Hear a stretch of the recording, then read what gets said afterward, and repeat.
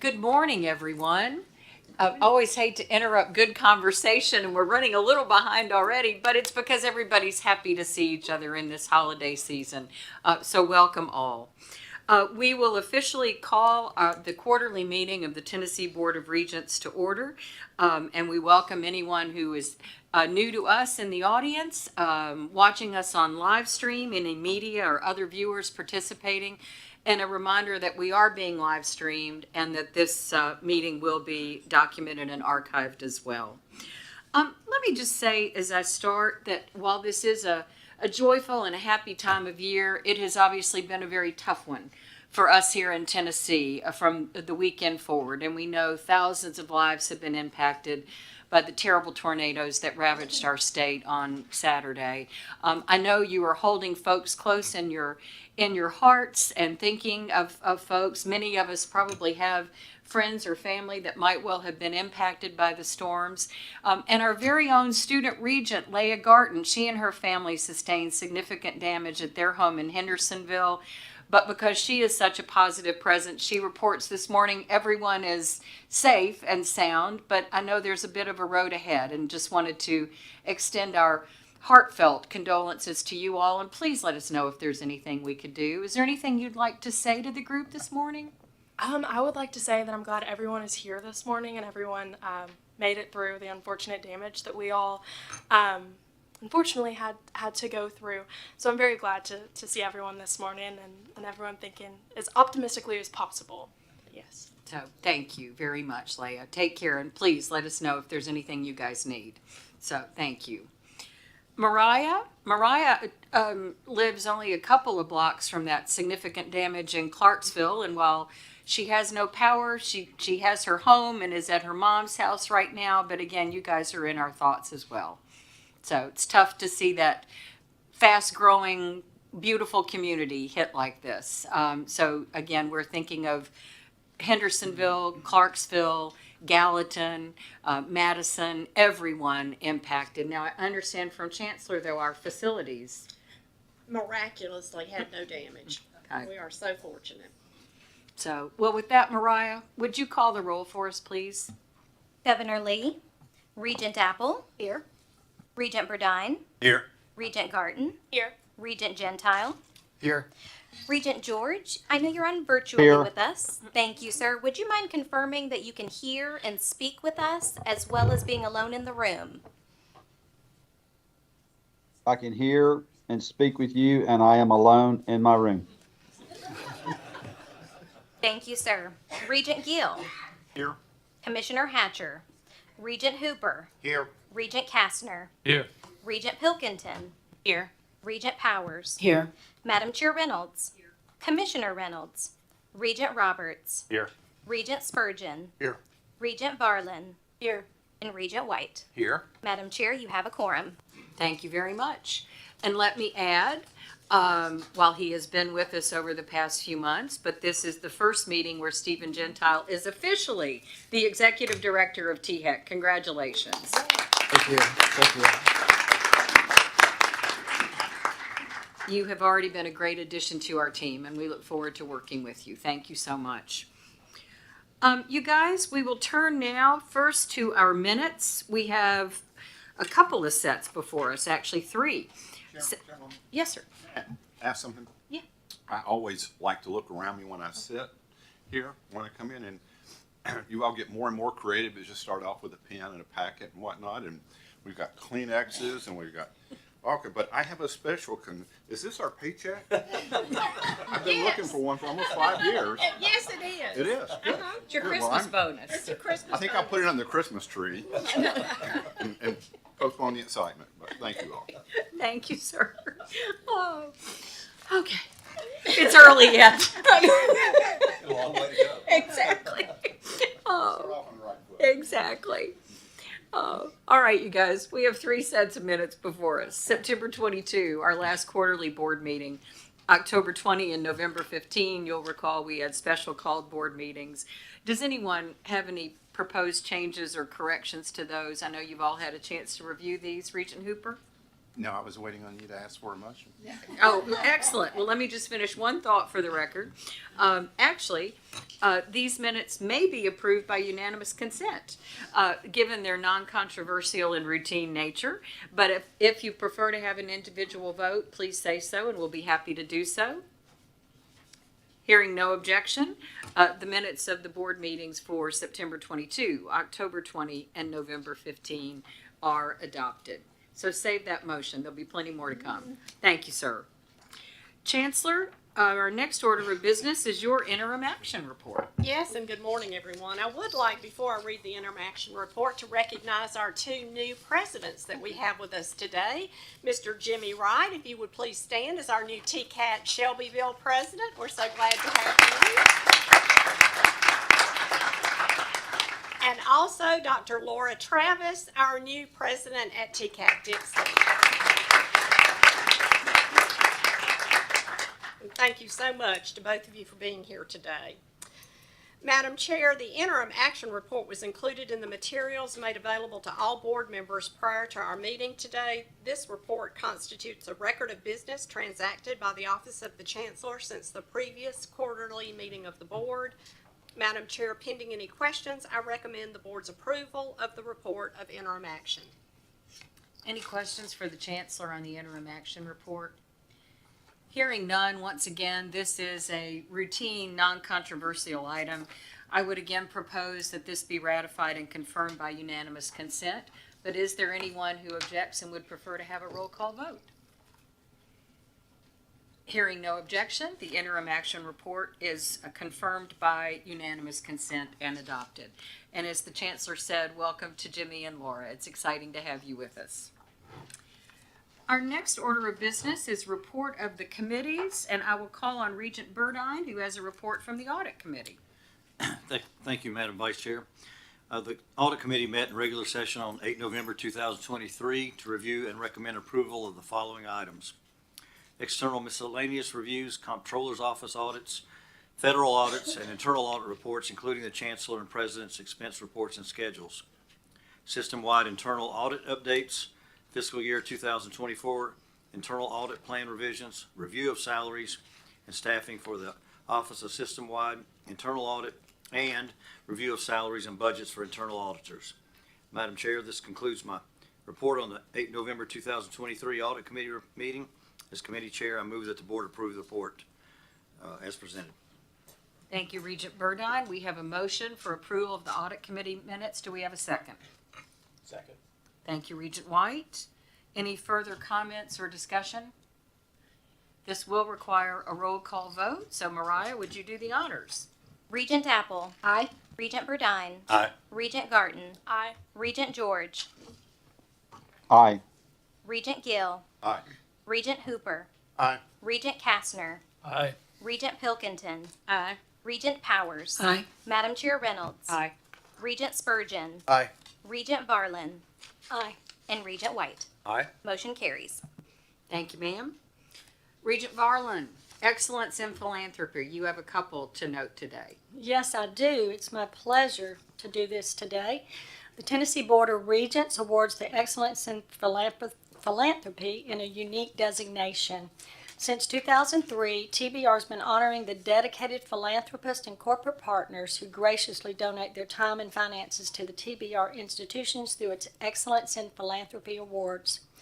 Today, we will acknowledge the award recipients from the presentations made on August 1st, 2023 and August 18th, 2023. Representatives from Covenant Health accepted the 2023 Regents Award for Excellence in Philanthropy as nominated by Roane State Community College. I presented this award during the groundbreaking ceremony for the Knox Regional Health Science Education Center on August 1st, 2023. This nomination and award is reflective of Covenant Health's long-standing history and commitment to higher education in East Tennessee. Covenant Health has been a key contributor to the success of Roane State Community College throughout the years. Representatives from Roane State and Covenant Health serve on each other's local and academic advisory boards and partner on clinical rotation opportunities for students needing to complete their degree to enter the workforce. Covenant Health is active in Roane State job fairs, in developing new programs such as the Medical Lab Tech Degree Program of Roane State, and providing time for Covenant employees to serve as instructors and faculty at the college. Mike Belback, Executive Vice President of Operations at Covenant Health, joined the Roane State Foundation Board of Directors in 2019 and became involved in early conversations regarding Roane State's desire to expand its current Center for Health Sciences in Knoxville. Covenant President and CEO Jim Vandersteeg, along with Mike and other Covenant executives, participated in the 2020 fundraising study concerning the proposed project to construct a new facility more than 8 times the size of the current center. Ultimately, as conversations continued, the Covenant executives offered and their board approved a gift of 10 acres of prime buildable real estate in West Knoxville on which to construct a facility. When I say prime real estate, they're not kidding. It's unbelievable. That land donation is valued at nearly $10 million and is the largest private gift in Roane State's 53-year history. The gift is not just generous, but transformative. Although this is obviously their largest contribution, this isn't just their first and only contribution over the years. Covenant Health's Methodist Medical Center in Oak Ridge has long held a scholarship fund and endowment at Roane State Foundation, which supports student scholarships and other rewards for those pursuing careers in healthcare. In fact, the original funds for this scholarship were raised by the hospital's own volunteers. In total, Covenant Health affiliates have gifted over $600,000 through the Roane State Foundation since 1998, long before this land gift. On behalf of the Tennessee Board of Regents, we are proud to recognize Covenant Health with the highest honor of excellence in philanthropy. And while President Whaley is making his way up to the podium, I want to say that this is truly an unbelievable gift. This is in my community too. My daughter works for Covenant Health. My son-in-law used to, and I've had babies through Covenant Health. But they really have been an unbelievable source of support for Roane State and others, just through their employees even getting involved in teaching. And, it's just a great partnership, isn't it, Chris? It's just beyond. So please, whatever remarks you want to make. Thank you, Regent Harlan, Vice Chair Reynolds, Chancellor, members of the board. Words will fail me, and I apologize for that. But the magnitude of Covenant Health as a partner of Roane State Community College simply isn't able to be summed up in a few words. And because I only have a couple of minutes, let me just say that, as Regent Varlin said, long before this project, this wonderful, incredible project, the Knox Regional Health Science Facility, Covenant has worked alongside Roane State. Roane State serves an 8-county primary service area, and we extend that service area to Knox and Blount counties for health sciences. And the 19 credit health science programs that we have all feed employees in to the numerous Covenant facilities that are scattered around East Tennessee. Covenant alone has 6 hospitals within Roane State's service area, so the magnitude and the scope of of the services they provide, I can't overstress. So when we began to work in earnest on this Knox project, again, a project that we're pleased to share with TCAT Knoxville, so our health science programs, their health science programs, all in one place. We really wanted and needed that facility to remain in Knox County so that we could serve, obviously, the people of East Tennessee from that strategic position. So we needed a lot of things, but the 2 main things we needed a state appropriation. And let me thank this board and the Chancellor and her staff for their wonderful support advocating for the state appropriation that came through the support, obviously, of Governor Lee, of key individuals like Lieutenant Governor Randy McNally and Speaker Sexton. So once the appropriation was available, then the question still became, where are we going to build? Because if we, with the generous appropriation, if we stay in West Knox and we have to purchase land, we're going to take a significant part of that and will diminish the ability to build the building size that we need to expand our programs. Again, in step Covenant Health. And so they have provided, as Regent Varlin said, 10 acres of land just off of their Park West Hospital campus, which is truly, I invite all of you, if you're in that neck of the woods, as we say, please stop by and see the construction that's going. We're moving from 16,000 square feet to what will be 131,000 square feet, in addition to the region's first fully integrated simulation center on the first floor, which will be about 11,000 square feet of that facility, all made possible because of Covenant Health's generosity. And so on behalf of Jim Vandersteeg, their CEO, Mike Belbeck, their Executive Vice President, as Regent Varlin said, Mike serves on our foundation board.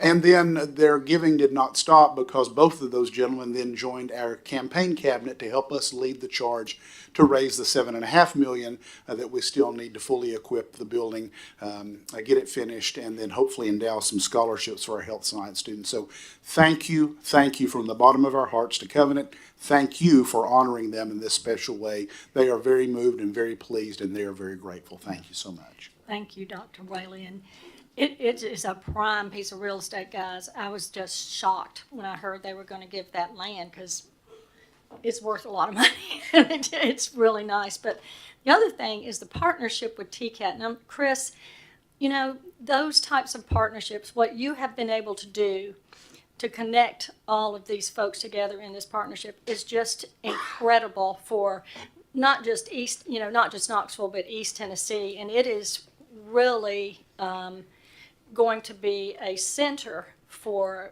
people to go and get their help, whatever they're trying to get in terms of nursing or surgery or all that kind of stuff, but which is desperately needed in our state. But it's like the best of the best. I'm so impressed. Well, it's an honor, and President Cheney and I both have the same vision, and that is because of the critical shortage of healthcare workers. We don't want our employers worrying where that training is going to come from, whether credit or non-credit. And I too often fail to talk about all the credit, non-credit recertifications, but whether credit or non-credit, they will know where to come. They'll come to this facility, and whether it's training that we provide or training that TCAT Knoxville provides, then they'll get it there.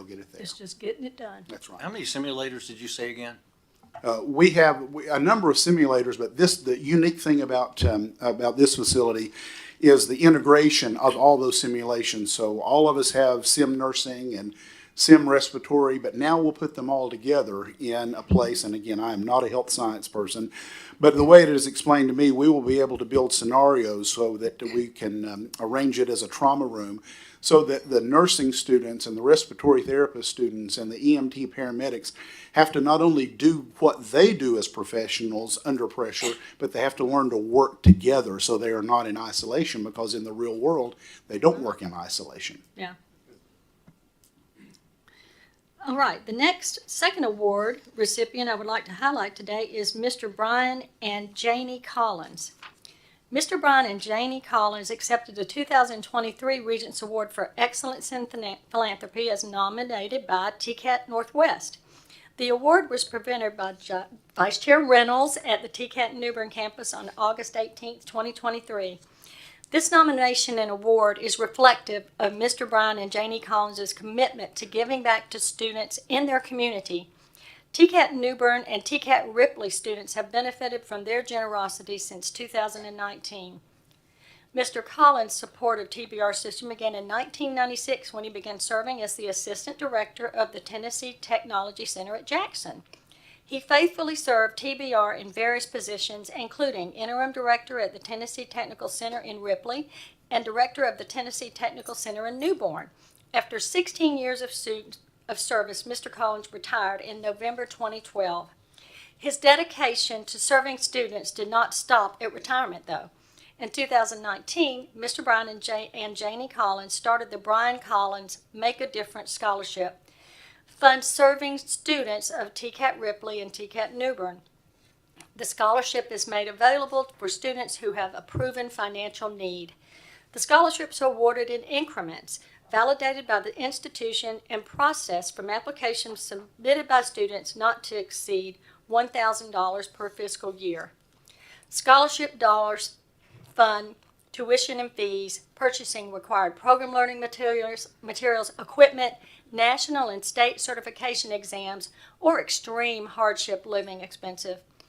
This scholarship truly supports the totality of a TCAT student's college experience. As of March 2023, Brian and Janie Collins have graciously donated $17,326.49 to TCAT Newbern and $17,331.58 to TCAT Ripley, with a combined total of $34,658.07 to the Brian Collins Make a Difference Scholarship Fund. Even after retirement, Brian and Janie Collins continue to serve students by ensuring they have the financial support needed to earn credentials from a TCAT that offers real skills for real jobs in West Tennessee. On behalf of the Tennessee Board of Regents, we are proud to recognize Mr. Brian and Janie Collins with the highest honor of excellence in philanthropy.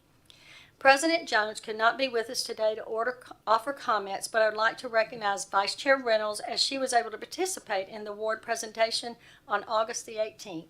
Vice Chair Reynolds, would you like to share? Thank you. I would. You know, every once in a while, we have days that are just joyful in every sense of the word.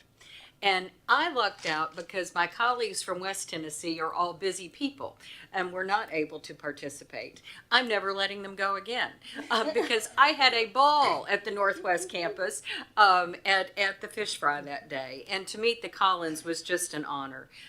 Yolanda Jones does a remarkable job for us, as we all know.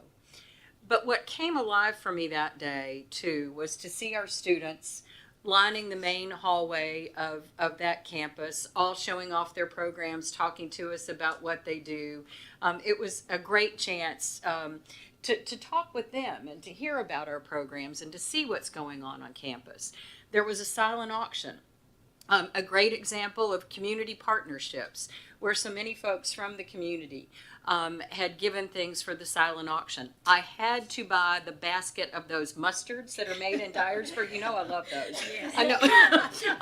So I'm looking forward to a holiday charcuterie. But so that was fun. So many of our students had made things that were in the silent auction. That was an absolute treat as well. The Northwest Correctional Complex, with whom we partner, was there with a ton of folks helping out. And in fact, the big fryers for the fish had been made by some of the individuals currently incarcerated there. So it was really a community partnership in the best sense of the word. And in the tradition of Dyersburg State being a part of that community, Dr. Cook and a bunch of his team came over as well to join the festivities. And then finally, the real highlight, though, was the fish fry. The fish was great. The hush puppies were so good that Yolanda packed me up a to-go bag of hush puppies to come back home. And then since she can't be here this morning, Chris Perkins just shared with me a certificate from her and him to Uncle Bud so I could go have a few more hush puppies over the holiday season. Awesome. But the point is, it was a joyful day. It is what you guys do each and every day, Chancellor, in making this system work. But our students, our community coming together, leadership from the top and Dr. Jones, I was proud to be there and to salute two folks, Brian and Janie, who have not only walked the walk, they've talked the talk, or whatever that expression is. I mean, of all people, they know what this scholarship means to our students. They know these communities.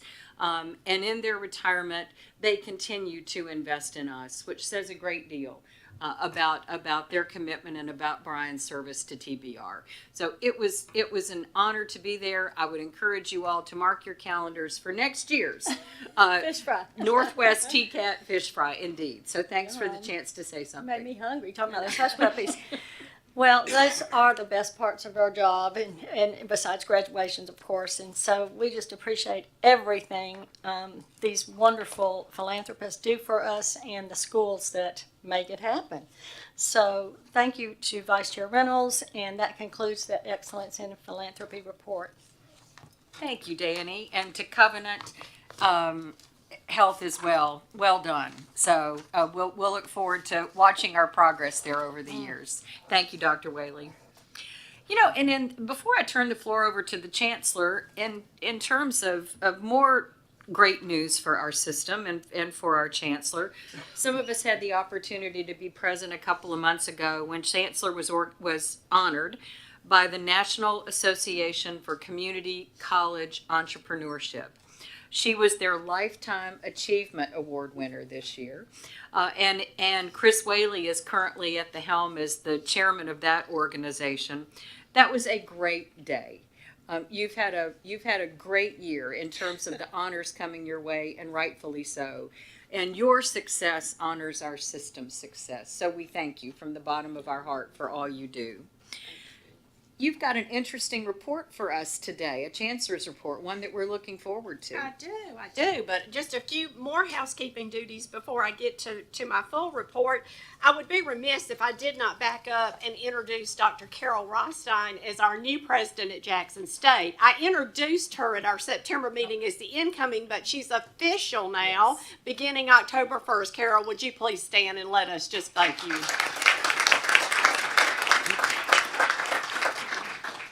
I'd also like to take a moment and back up just a minute and talk about our Chancellor's Commendation on Military Veterans.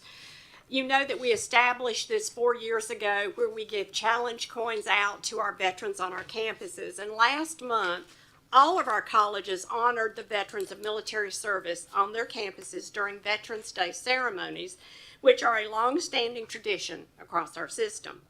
I want to thank our presidents who not only led the Veterans Day ceremonies recognizing all veterans on their campuses, but who also nominated a specific veteran from their campus community as honorees for the Chancellor's Commendation.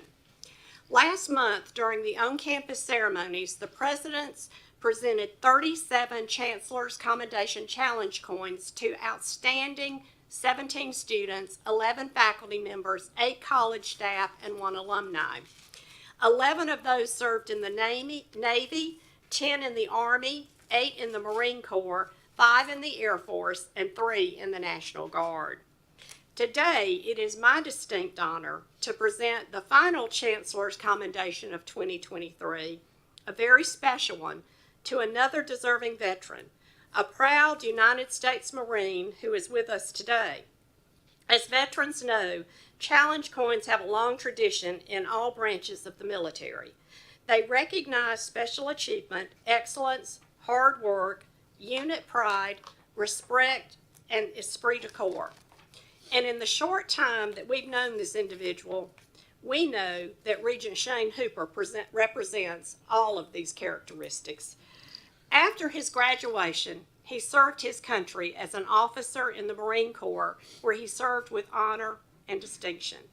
Regent Hooper joins Regent Apple and Regent Burdine as previous honorees of this commendation. Dr. Apple is a proud veteran of the U.S. Air Force and Tennessee Air National Guard, and Regent Burdine is another proud veteran of the U.S. Marine Corps and the Marine Corps Reserve. We thank you all, but today we specifically recognize Regent Hooper, and I would like to present him.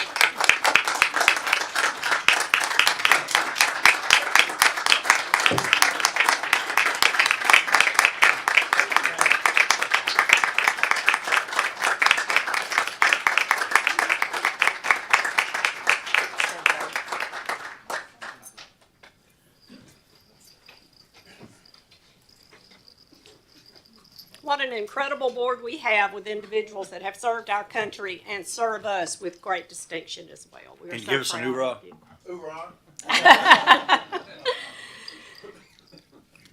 Well, members, our TCATs and community colleges are, as Nashville State says, better together.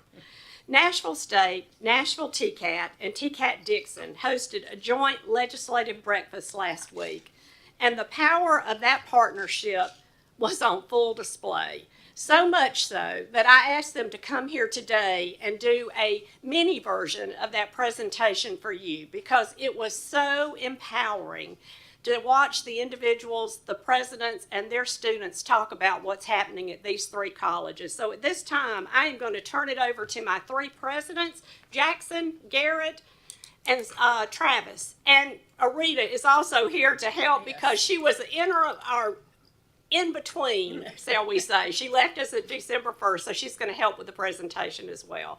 So, ladies and gentlemen, I will turn the podium over to you to begin today.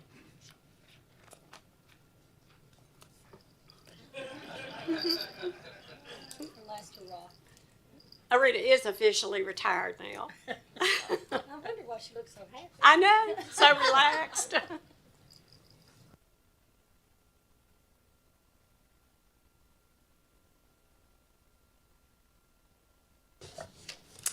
Should I start again? Good morning, Madam Chair Reynolds, Chancellor Tidings, members of the board, and all of our colleagues in the audience. It's my pleasure today to start off this presentation sharing a bit about TCAT Dixon and what we do. This is a collective presentation that was presented, as was mentioned, to our legislative body. We had about 60 different individuals there, all of the levels of state and our federal representatives. And so we're just thankful to be able to share a little bit of what we're doing. And part of how we started that event was I shared a little bit about my story.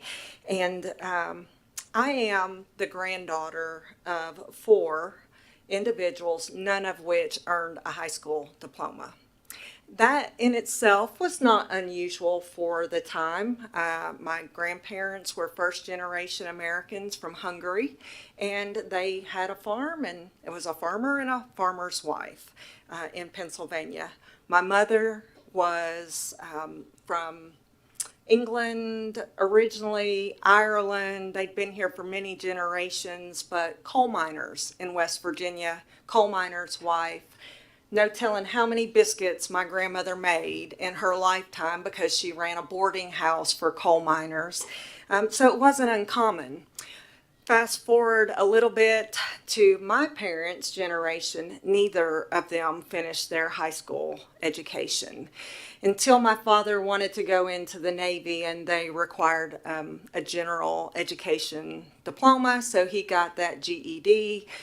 Many years fast forward, he and my mom met and married in Florida, and when she was 28 and they were stationed in Key West, Florida, she was able to earn an adult high school diploma. Not an equivalency, but a full diploma. And so I was thinking last night, boy, I was going to say I'm a first-generation college graduate, but in a way, I'm a first-generation traditional high school graduate as well.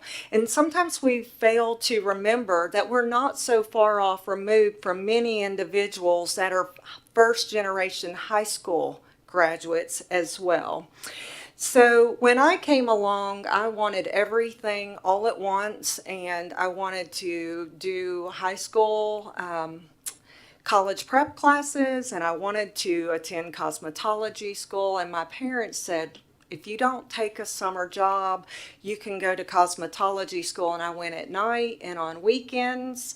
And when I graduated, I had already earned my 1,500-hour diploma in cosmetology and turned down 2 full scholarships because I thought being married and owning a salon was the way to go. But a few years later, I found myself at TCAT Paris, and President Huffman was there. He remembers, and they helped me get on the path to TCAT Dixon, where I started my teaching and then went into campus coordination, went to TCAT Nashville as an assistant director at that time, then to Crump, and finally back to Dixon. I say this as proof that TBR is a great place for any individual because no opportunity is off limits. The sky is the limit. You can come from being a first-generation high school diploma to being a cosmetologist who stereotypically is not considered to be always going up in higher education, but you can do anything you want. And I'm just grateful to every opportunity that I'd ever been given through the board. And so as we go into this, I would like to talk just very briefly about our construction projects. In 2022, TCAT Dixon was funded to receive a new state-of-the-art automotive and diesel powered equipment building. With this, we're going to be able to expand our opportunities into also adding electric vehicle and truck driving, which, as you know, is a very needed program.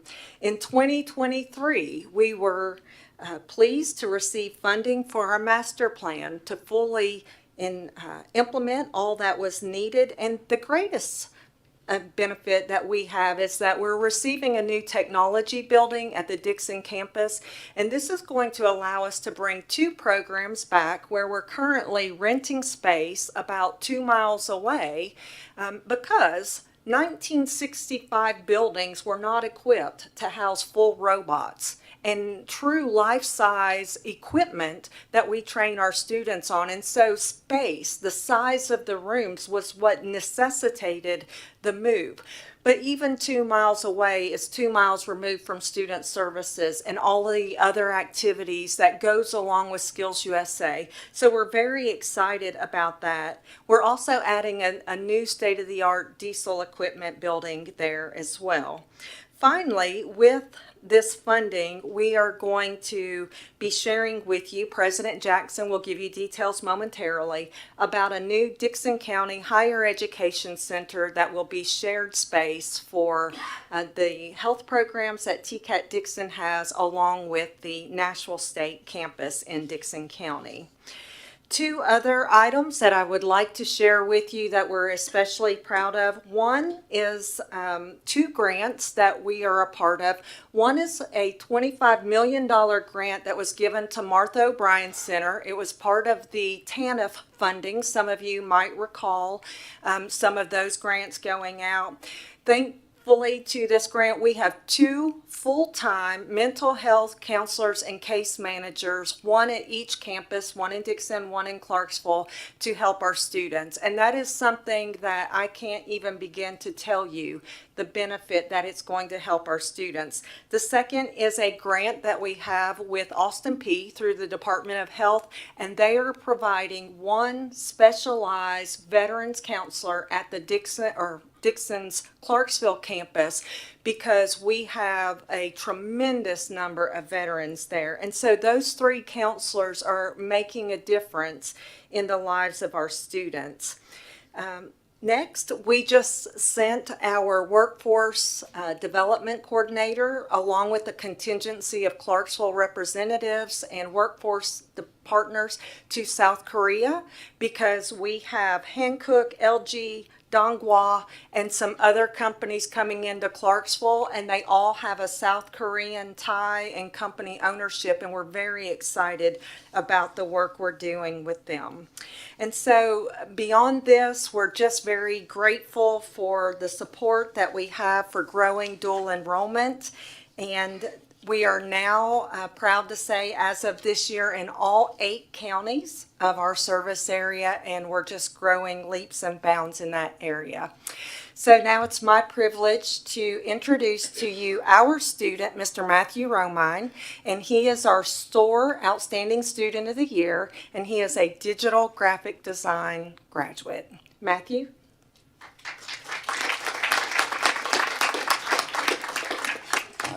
It's an honor to stand here in front of all of you. This time last year to now, my life has drastically changed, and that is completely due to TCAT Dixon and the Tennessee Board of Regents. As you can tell, I'm a non-traditional student. I will be turning 40 this coming year. I started as a homeschooler. My mother sacrificed her time to help with the aggressive pace that I wanted to learn at, that would have caused me to skip several grades in school and be around people that were significantly larger than me at the time. As a result, I got to explore all different aspects of education early on.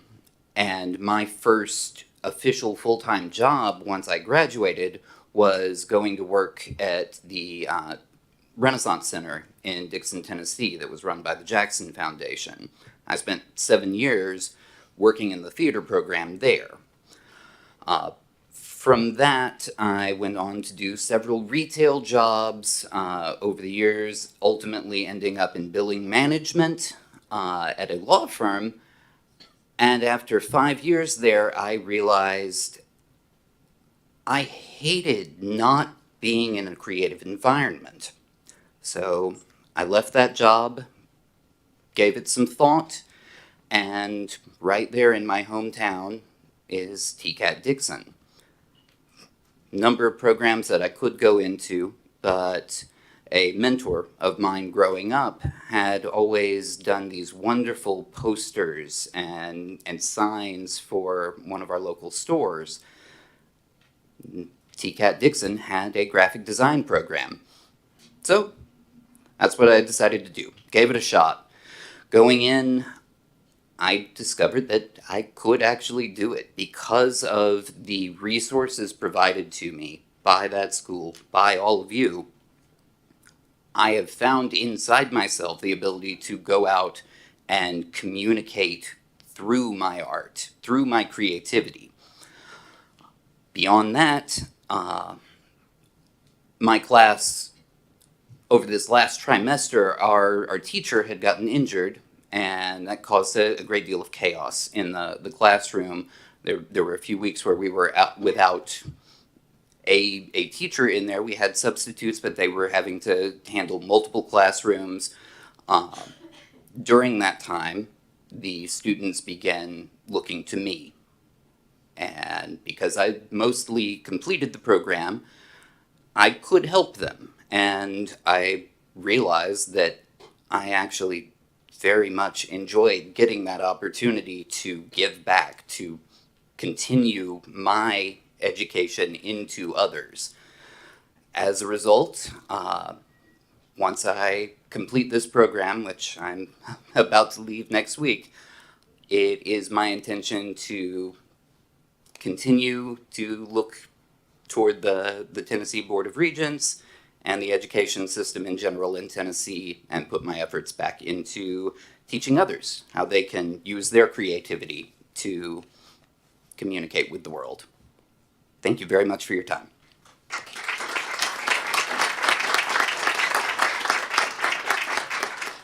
And I'd just like to thank Matthew again for being here today. He is an outstanding representation of our students, and he's truly outstanding. And congratulations on your graduation.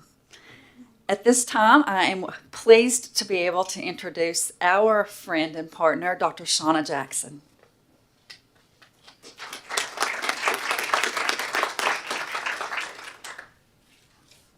Thank you, Laura.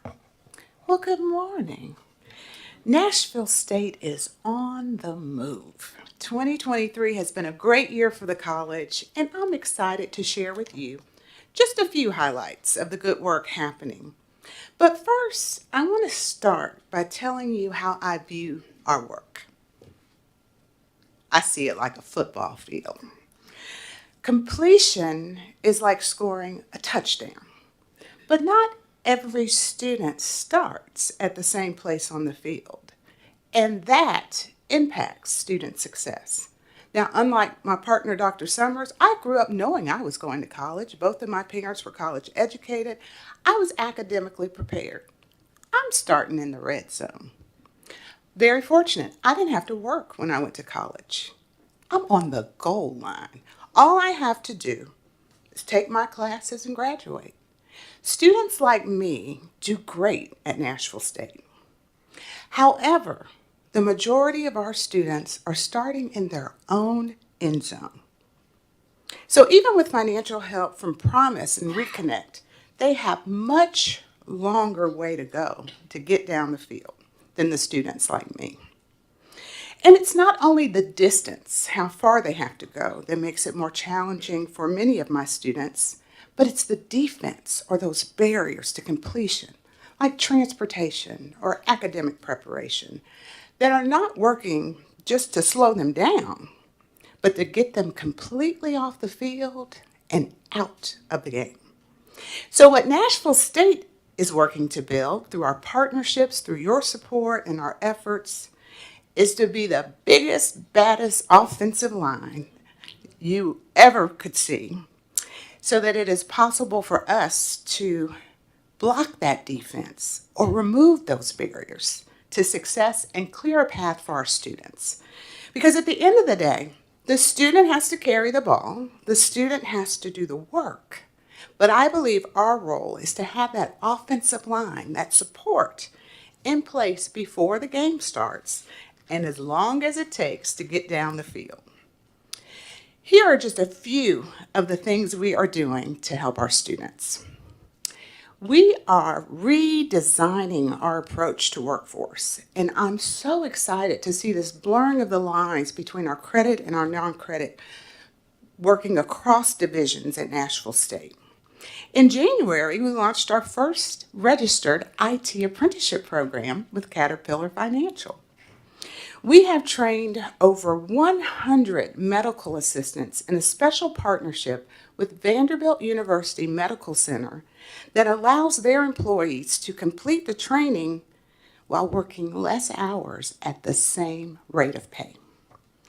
And we are taking the college to the community with a grant funded by Metro Nashville in partnership with the Urban League of Middle Tennessee, and it is called Advancing Workforce Equity.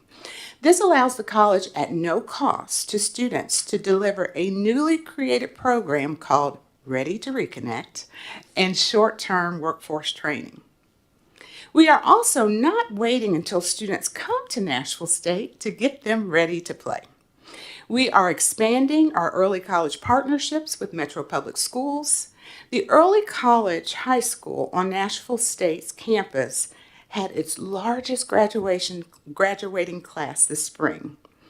With a grant from PNC Bank, we launched our first early college in a high school at Whites Creek in 2021. The funding from PNC supports freshman and sophomore dual enrollment courses, peer mentors, and summer programming. And we are preparing to launch an early college at Glencliff High School this fall. I want to end with a new program that is helping our part-time Davidson County students get down the field. Nashville Flex is modeled after Nashville Grad, a program established by the mayor's office in 2019 for full-time Davidson County students who attend Nashville State. Flex students receive textbook assistance, technology support, and access to emergency funds. Both Flex and grad students have a smaller student to success advisor ratio that's really making a difference. The results have been outstanding. The fall 22 to spring 23 persistent rate for Flex students was 91%. And the fall 22 to fall 23 retention rate was 81%. As important, we are moving the needle on Flex students, increasing the number of courses taken each semester. 41% of the students who started last year are now enrolled in 10 credit hours or more. This is increasing their time to completion, getting them down the field a little faster.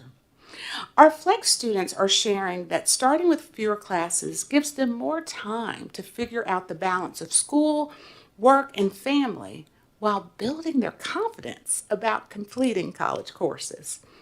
I believe more of our Tennessee Promise students would be more successful if they were able to start with fewer classes, especially those that are starting in their own end zone. So to tell you more about how Flex impacts students, we have our very own Nashville State Shane Daughtery here to share her story, and after she presents, my partner at TCAT Nashville, Dr. Garrett, will be coming forward. Thank you.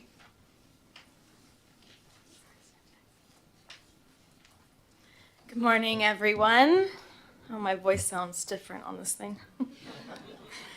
My name is Shane Daughtery, and I am honored to be here to tell you guys a little bit about my journey. At the age of 13, I was subjected to trauma that changed the entire trajectory of my life. but its biggest impact was in my relationship with school. I developed a panic disorder and spent every single morning fighting with my mom to let me stay home. In 8th grade, eventually one of my homeroom teachers got so fed up with me that she told me I should not come back. I graduated in 2014, but only because I was lucky enough to have a teacher that genuinely believed in me.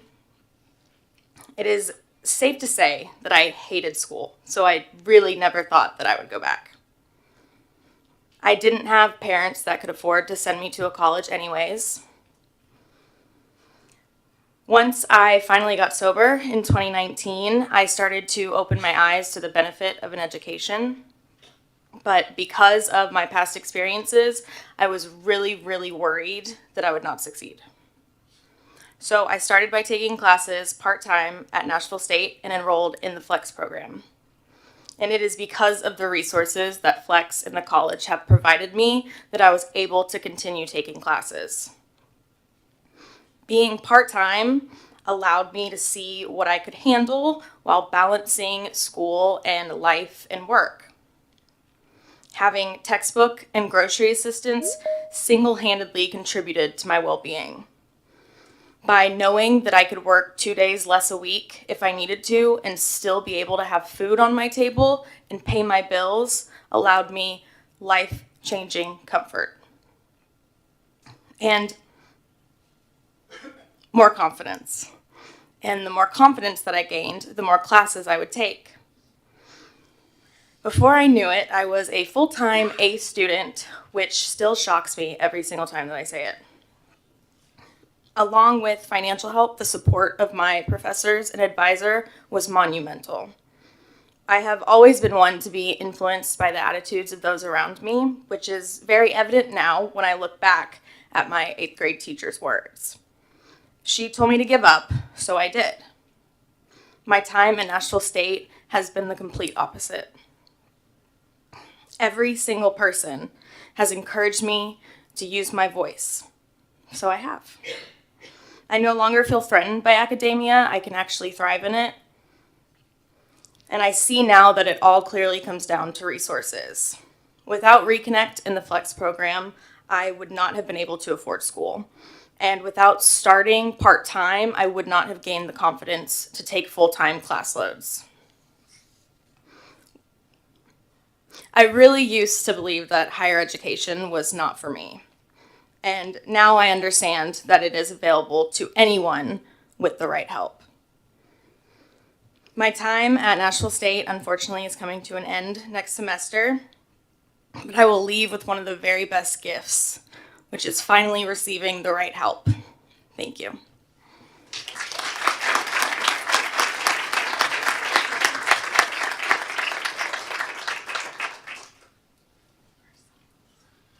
Well, good morning, Vice Chair Reynolds, Chancellor, members of the board. Excited to be with you today. I got a chuckle as I sat back listening to all the great things these partners are doing. My wife will always tell you I'm not good with peer pressure, especially when some of the old buddies I used to hang out with in college would come around. But I will say that peer pressure is a good thing for me because we have such great things going on at all these institutions that you can't help but understand that, you better get with it or you're going to get left behind real quick with these folks around. And so I do appreciate the partners that we have. They're great mentors and we have a lot of fun. Today I want to talk a little bit about what TCAT Nashville is up to and what we're doing. And really, first and foremost, I just want to do a snapshot and where we're at as far as a college.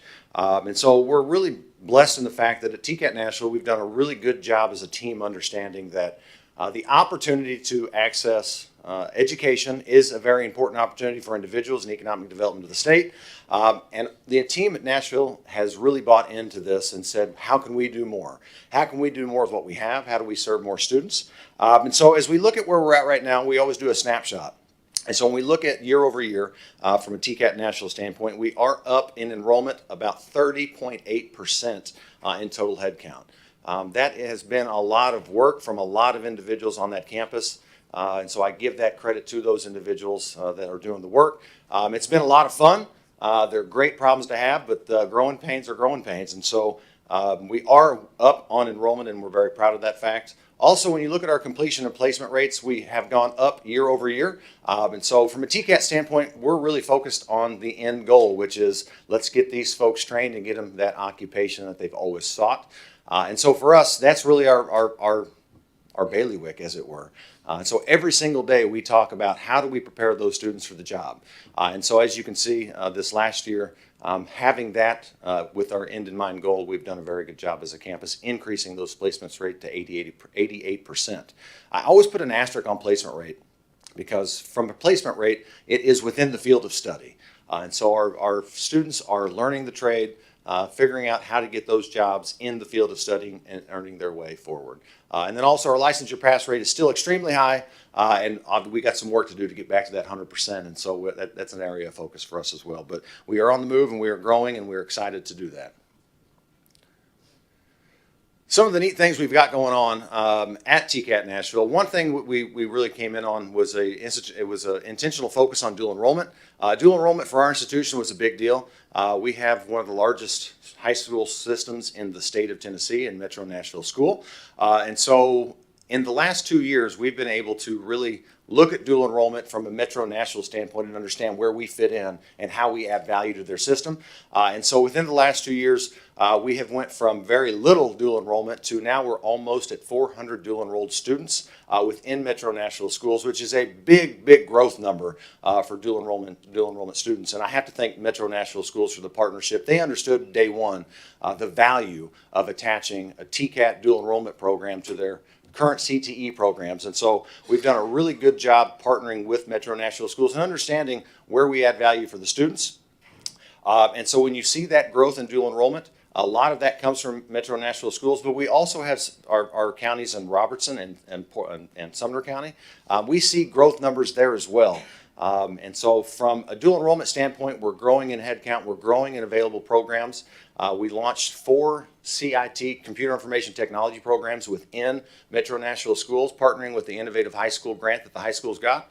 And so we have grown that by leaps and bounds. And it has gone so well, they have scheduled up until December 21st of our week, going to other high schools to understand how we can introduce more programs in Metro Nashville schools. And so dual enrollment's been a very intentional focus for us. And also when we talk about our special industry training. Special industry training is really a fun part of the job at a TCAT. You get to go out and understand industry needs, and then you get to develop a product. You get to be that creative individual and understand how we can use our current faculty, staff, skills, talents to deliver a really short-term targeted training program.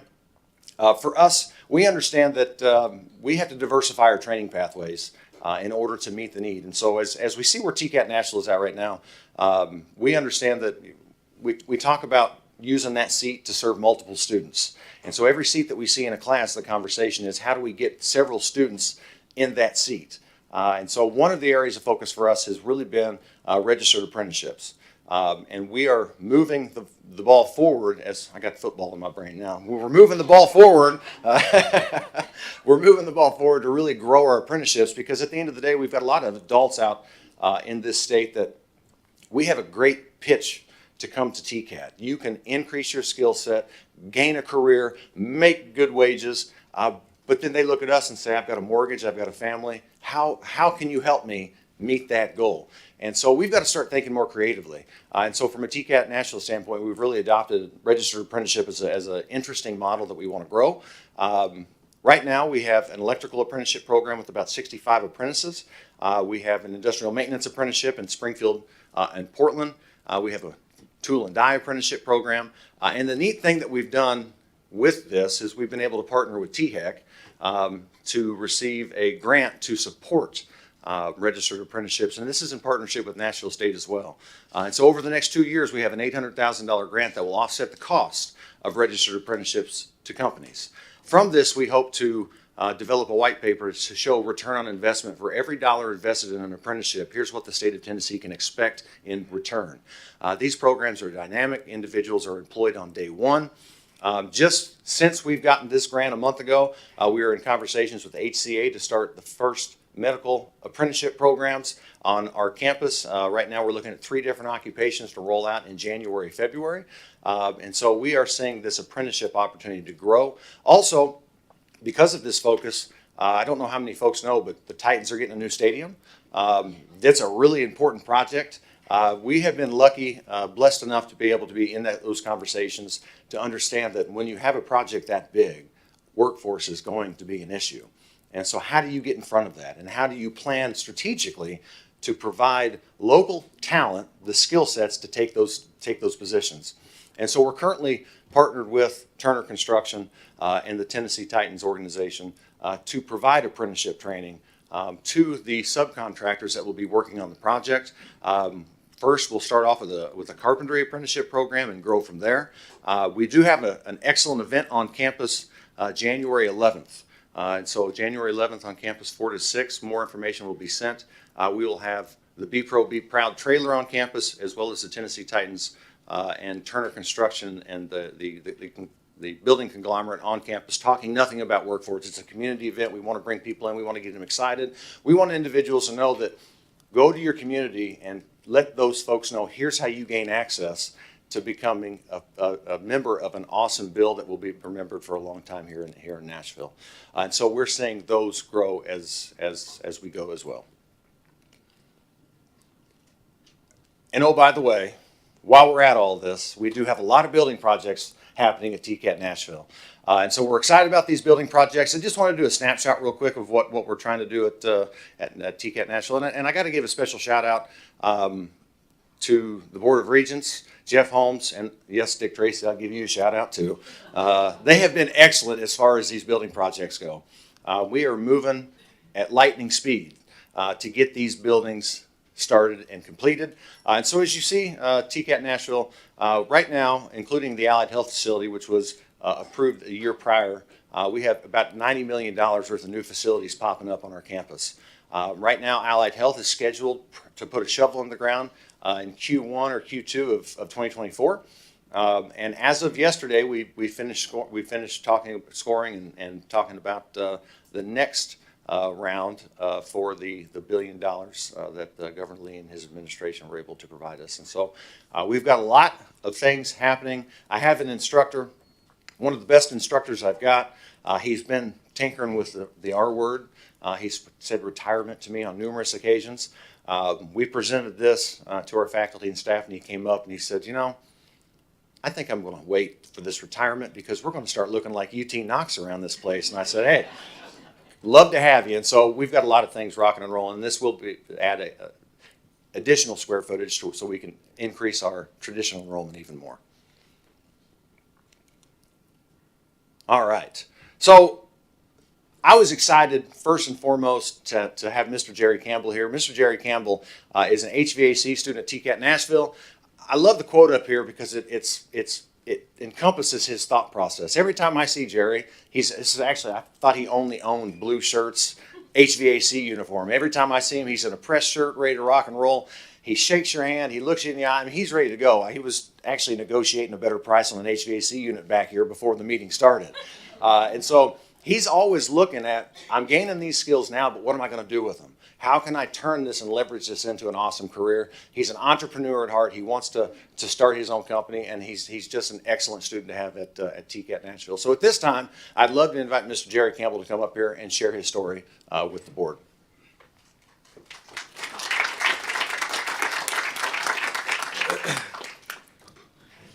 To the familiar faces, good morning.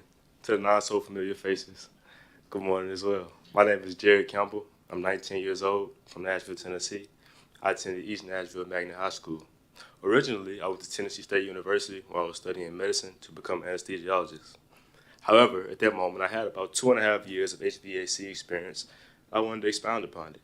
I had all my communities and my peers around me keep mentioning TCAT. I'm like, TCAT, I've never heard of TCAT. So at this moment, I had already heard about it a little bit in high school, but I didn't really look forward, did a lot of research in it. So at this moment, I took a small pivot from TSU and attended TCAT Nashville. I've been at TCAT Nashville coming up next week. I'll be finishing my first trimester, and it's been nothing but amazing. My instructors and administrators have made the transition from university to a trade school nothing but great for me. the peers and the culture at TCAT Nashville has been amazing. Everybody is nice to everyone. Everybody's respectful. My president is one of those people. He makes everybody feel comfortable at the school. My first day of school, the first person I seen was my president. My president introduced me, made sure I knew where I was going, and to me that was big to me. It gave me a lot of confidence, a lot of courage to go into school and to not only do well for me, but do well for him and everyone else around me, and everybody that TCAT that believed in their students. My TCAT experience has been great, from going into the break room on breaks to having the field day on the transition in the seasons. Everything at TCAT has been nice. I wake up every morning at 6 o'clock, looking forward to coming to school at 7, being on time in my seat and ready to learn. The information provided is easy, accessible. My teachers and instructors make sure that we all have our information and we understand what we need to understand. Not only do we understand it, but we obtain it and comprehend it. And everyone in my class is passing. We actually take our final today, so wish all of us good luck. We take our final today, and I'm pretty confident. I'm sure my classmates over at TCAT Nashville is as well. With going to TCAT and having such a great experience here, it has propelled me to also figure out what my career ambitions are, but to finalize and underline and highlight what my goals are. Like my friend here said, with the football, it has pushed me and put me closer to the red zone and the goal line. Now I know that I not only want to run a successful business, but I want to provide high quality work at a reasonable price, not over the head and not lowballing either one, but at a reasonable price while impacting my community. Understanding how HVAC works and impacts the community is a great thing. Nobody wants to be hot, nobody wants to be cold.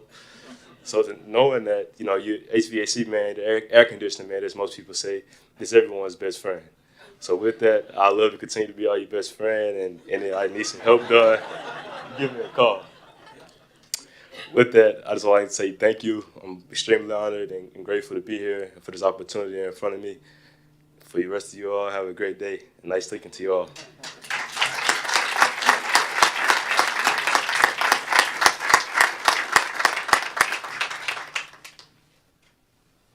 Well, Madam Chair and Regents, I think you can see why I wanted you to hear from these presidents, but I think more importantly, why I wanted you to hear from Matthew, Shane, and Jerry. The work that they're doing, the stories that they told are the heart and the soul of the reason why we sit at this table and make the decisions that we do. So thank each and every one of you for the support that you give to them and to those that they represent. Madam Chair, that ends my report for today. That was an excellent Chancellor's report. So, well, exactly. Oh, that's funny. And I'll just conclude it with one last football reference. Touchdown! Oh, great report. And as you said, it's an example of the tremendous work going on around this state. So once again, we thank you all. And to our students, you do put that extra spring in our step. So we thank you. We look forward to keeping you part of our extended TBR family and to hear of your continued successes. Thanks for taking the time to do this. We have some unfinished business before us from our September meeting, and those are 3 resolutions of appreciation. And we'll begin with a resolution of appreciation for our former TCAT head and vice president at Chattanooga State, Jim Barrett. Regent Varlin, would you do the honors? I am pleased and honored to do this. I've had the opportunity to know Dr. Barrett for a good part of my 13 years on TBR, and he's just an exceptional person. So whereas Dr. James L. Barrett has over 38 years of service with the Tennessee Board of Regents system and retired as executive vice president of the Chattanooga State Community College, Tennessee College of Applied Technology, Chattanooga on June 30th, 2023 after serving over 22 years. And whereas Dr. Barrett began his TBR career at Chattanooga State starting as Dean of Engineering Technology. And whereas as Executive Vice President, Dr. Barrett led or had key involvement in many significant projects for the college and TCAT, working with DuPont and Volkswagen and other area employers. And whereas he expanded technical education opportunities in Marion County and Ray County. And whereas Dr. Barrett played a significant leadership role in the conception, design, and building of the horticultural building, the welding shop, the motorcycle marine shop, the construction career center, and the advanced manufacturing building. And whereas he began the planning for the transportation center that will be located in Soddy Daisy, and whereas Dr. Barrett has dedicated his career to helping students improve their lives through education, and is a champion of Skills USA, leading TCAT Chattanooga to be a leader in the Skills USA competition, both of the state and national levels.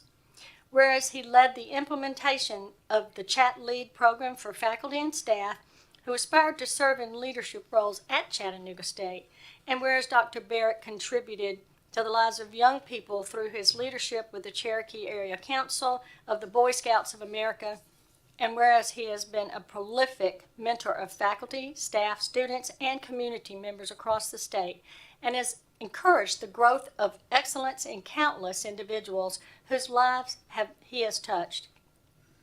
And whereas he will be missed by colleagues, faculty, staff, students, community leaders, and alumni of the Tennessee Board of Regents and its colleges. Now, therefore, let it be it resolved that the Tennessee Board of Regents expresses its sincere appreciation to Dr. James L. Barrett for his outstanding contributions and leadership to the system, and wishes the very best to him in his retirement. Are you offering that in the form of a motion? I am offering that in a form of a motion. Thank you, Regent Varlin. Do we have a second? I'm looking at a Chattanoogan here tonight. Thank you, sir. Any discussion on the resolution honoring Dr. Barrett? Yes, of course, Chancellor. Just would like to say that having met Jim when I first started at Chattanooga State as the president there, you could not ask for a person of higher moral integrity that worked hard every single day to do the best for the college, the students, and the system. He's a family man, and I know this retirement time is going to give him that with his family to travel and do the things that he wanted to do. And Jim, I could not wish you more than the very best there is to offer. Yeah, that's lovely. We have I'm sorry. I want to just say one more thing. I have never seen him without a pleasant look on his face. Yeah. He is such a kind individual and always just fun to talk to, and students were certainly the center of his life in terms of his work, and just did such a great job for Chattanooga State. Well said. We have a motion and a second. Mariah, would you call the roll? Regent Apple. Aye. Regent Burdine. Aye. Regent Garten. Aye. Regent George. Aye. Regent Gill. Aye. Regent Hooper. Aye. Regent Kastner. Aye. Regent Pilkington. Aye. Regent Powers. Aye. Madam Chair Reynolds. Aye. Regent Spurgeon. Aye. Regent Varlin. Aye. And Regent White. Aye. Motion carries unanimously. Thank you very much. And I understand we may have Dr. Barrett on the line. Jim, are you there? I am here. Thank you. Excellent. And where are you? I am in Salt Lake City, Utah. That's what I thought. How is life in Salt Lake City these days? Oh, it's very wonderful. We're my wife and I are serving full-time missions. We're missionaries for the Church of Jesus Christ of Latter-day Saints. And we're serving in Salt Lake City, and we're just loving it. That is so great. Well, you've heard the resolution, you've heard the comments that have been made around this table. You know the depth and breadth of care and that you all have from this board and from your colleagues at Chattanooga State, all you've done for the system. Do you have any comments for us today? Oh, the resolution was very, very kind. I appreciate those kind words. I reflect back on the 38 years I spent at Chattanooga State and with the TCAT, and just marvelous years. I had a wonderful, wonderful experience. And I had wonderful colleagues to work with over the years, and working with students and trying to point them in a direction that would be helpful to them was just an honor. And I really appreciate the work of the Tennessee Board of Regents, everybody who supports the institutions throughout the state of Tennessee. Your work is so important, and very grateful that I had that time. I I reflect upon those 38 years with great fondness, and provided me for an opportunity to be able to provide service in the community, and also a way to be able to provide for my family. And I'm very grateful for that. So thank you. Thank you to everybody. Just keep up the great work. Y'all are doing such great things in Tennessee. I brag on you all the time out here in Utah about the great things you're doing in Tennessee. Excellent. Well, don't be a stranger. One of these days you got to come back to Chattanooga. And Oh, you know I you will always be. have a home. Thank you. I appreciate it. Thank you, Jim. It's an honor to hear your voice and to celebrate your legacy. 38 years sounds like a long time, but I know it probably went by in the blink of an eye. Yeah, looking back, it sure does. So, well, you have touched countless numbers of lives in the community. Oh, I think Danny wanted to say something. Hey, Jim, I just want to say go Utes. You know, my daughter and her husband live there and love it. So I hope you enjoy your time in Salt Lake City. It is a beautiful place. Yeah, thank you. We're actually BYU Cougar fans, but Oh, let's see. I get it. yeah, go Cougars. That's funny. And Jim, also Vols. We're also Tennessee Vol fans. of course. There you go. There you go. Well, all the best to you guys in your important work there. We wish you well over the holidays, and again, we'll look forward to staying in touch. Thank you so much. We really appreciate it. Thank you, Jim. Merry We're Christmas, grateful. everyone. Oh, Merry Christmas. Take care. Thank you. As we welcome Jimmy to our midst today, we also want to pause for a moment and celebrate the good work and the resolution of appreciation for former President Laura Monks at Shelbyville TCAT. And with that, Regent Hooper, would you do the honors? I'd be happy to. Thank you. Chancellor Tidings, thank you for your continued support and recognition of our veterans, especially those of the United States Marine Corps. And to all of those that spoke earlier, TCAT leadership and students that are here, it was wonderful hearing from you this morning. And Jerry, I just want to let you know, whether you stay in a $5,000 house trailer or a $5 billion mega mansion, if the HVAC goes out, you're not staying there. A resolution in appreciation for the service of Dr. Laura Monks to the Tennessee Board of Regents. Whereas Dr. Laura Monks has 30 years of service with the Tennessee Board of Regents system and retired as the first female president of Tennessee College of Applied Technology, Shelbyville on October 13, 2023, after serving 6 years as president. And whereas Dr. Monks began her TBR career at Nashville State Community College, starting as a financial aid clerk from 1994 to 1997, and then becoming the programmer/analyst in computer services from 1997 to 2005, assistant director of student services from 2005 to 2009, director of the Fayetteville Center from 2009 to 2015, dean of students and director of athletics from 2015 to 2016, before continuing her service at TCAT Shelbyville as assistant director from 2016 to 2017, until being appointed president in 2017. And whereas she received an Associate of Science degree from Nashville State, a Bachelor of Administration degree and Master of Education degree from Middle Tennessee State University, she also earned a Doctorate of Education from the University of Memphis.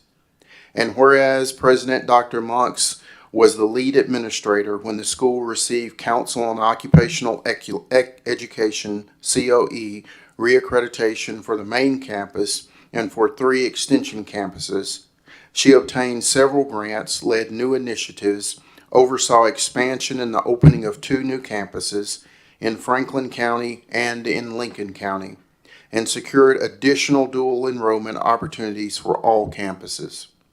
And whereas she served as COE member since 2016, where she served on numerous accreditation team visits as an assistant team leader and team member. And whereas she served as the TCAT representative on the Women in Higher Education and Tennessee Board of Directors and was awarded the organization's June Anderson Award in 2019, She served as chair of the TBR Academic Affairs Subcouncil from 2019 to 2020. Served as an ex officio education member on the Fayetteville-Lincoln County Chamber of Commerce Board of Directors, along with serving on several other advisory boards. And whereas she has been a prolific mentor of faculty, staff, students, and community members across the state, and has encouraged the growth of excellence in countless individuals whose lives she has touched. And whereas she will be missed by colleagues, faculty, staff, students, community leaders, and alumni of the Tennessee Board of Regents and its colleges. And now, therefore, be it resolved that the Tennessee Board of Regents expresses its sincere appreciation to Dr. Laura Monks for her outstanding contributions and leadership to the system, and wishes her the very best in her retirement. And I'll put that in the form of a motion. Thank you, Regent Hooper. We have a motion. I have a feeling a former colleague wants to make that It's second. my honor to make a second. Thank you, Mary Lou. So any discussion as we honor former President Monks? Chancellor? Yes, there truly are not enough superlatives to describe Laura Monks, an individual whose work ethic probably tops everybody in this room. Every day I knew that she got up and she went to that college and she did what she needed to do to make sure that every student succeeded there. The growth of that college during the time that Laura was there is amazing. I know that she was ready to take this retirement step because they bought an RV trailer a year ago and they got it ready to hit the road, and they are ready to see the countryside. And she is much deserving of this time. Truly could not have done what they did at TCAT Shelbyville without you. You are the reason that a brand new campus is being built for that college, and that will forever be your legacy. So thank you so much for all that you've done, and tremendous best wishes to you and your family as this next stage comes forth. Beautifully said. Regent Apple? Yes, I was lucky to get to work with Laura and watch her in most of those jobs that you had, Laura, progress. And I was always one of your cheerleaders, but you're the most gracious professional that I've ever worked with. And your demonstrated love for family, community, and students will be one of your legacies in my mind forever. Thank you. Beautifully said. Laura, would you make your way to the front, please? We invite, as we have with our motion and a second, as Mariah calls the roll for us. Regent Apple. Aye. Regent Burdine. Aye. Regent Garten. Aye. Regent George. Aye. Regent Gill. Aye. Regent Hooper. Aye. Regent Kastner. Aye. Regent Pilkington. Aye. Regent Powers. Aye. Madam Chair Reynolds. Aye. Regent Spurgeon. Aye. Regent Varlin. Aye. And Regent White. Aye. Motion carries unanimously. Thank you. Now, Dr. Monks, I have to tell you that the day Chancellor told me you were retiring, I said, well, is there any way you could talk to her, anything else we could do to talk her out of this? And it wasn't just about buying the RV. This is when I knew it was serious. When she said, you don't understand. They've already sold the cows. Well, anyone that knows me knows I am a list maker and a planner, and this just didn't happen on a whim. This was something my husband and I had been talking about. We've been married for 18 years, and we owned the last full service gas station in Lincoln County in Fayetteville. And so he had a staff of 8, and he retired 7 years ago. And I said, okay, well, 2023, 24 is, we've 30 years. And so 2 years ago, we sold the cows. Last year, we sold the hay equipment. So it was like, okay, he's really serious about me doing this. So for sure. So thank you, Vice Chair Reynolds and board members, Chancellor Tidings, TBR staff that were always a text or a phone call away. Many mornings I had conversations with Dick Tracy, and his hair still is not, I haven't seen his hair on fire. He always said these are hair on fire conversations. But definitely I couldn't do what I did every day if it wasn't for my amazing TCAT colleagues, presidents, and my community college friends. Again, I knew they were always a phone call or text away if I needed something. So it has definitely been an honor and a privilege to serve these last 30 years. During that time, I served 6 chancellors, 4 community college presidents, 1 TCAT president, and thousands of students in the southern Middle Tennessee area. Being at Montlow for 22 years, I helped with all those 11 counties at some point in time.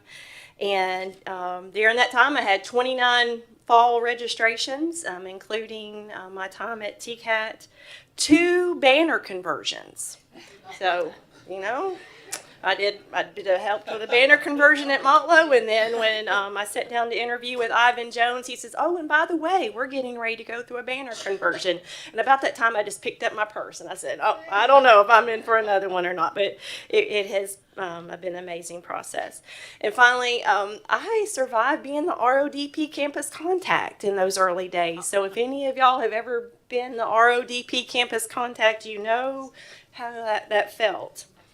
But again, just like Rita spoke, TBR has been part of my life for longer than 30 years. In 1986, my mother, I was raised by a single parent. She lost her job and determined at that time that she needed to go back to school, and Montlow was there in our community. And she was able to complete her associate's degree and took me and my brother many, many times to the Montlow Library and game room where we hung out while she was in class. But I had a wonderful role model in her, in that I saw firsthand exactly, what higher education meant and what it could do for your lives.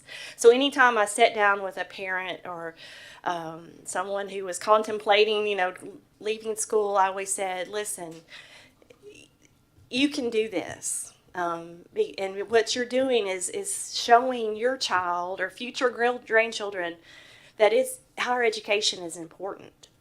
And so don't leave, and stay for them. And many times I would see them at graduation, they would smile and give me a hug and to say thank you for not letting me leave. So my mother went on to graduate Montlow in 1988, and believe it or not, got a job there in the business office at Montlow. So I was very blessed. I had lunch with my mom a lot of days and rode to school with my mom when I started as a student there at Montlow in 1990. But we were at Montlow because it was close to home. And so I have kept that first and foremost in my mind whenever I am making decisions for TCAT, because I know in many cases those students could not go to school unless it was with where they were from home to work or to this child's school or something like that. Those opportunities needed to be close to home. While I was a student at Montlow, I was a student worker in the nursing department. And I worked under Monty Thomas. Many of y'all know Mr. Thomas, and Betty Riddle, who was the director of nursing at the time. And I didn't know it, but they were mentoring me, and I was so thankful for that. When I graduated from Montlow, I went on to MTSU and got a student worker's job in the financial aid office. I was a Pell kid, a full Pell kid. And so it's very, important to me to understand when those students came to us that financial aid was very important, and those opportunities to take that burden off of them and their families.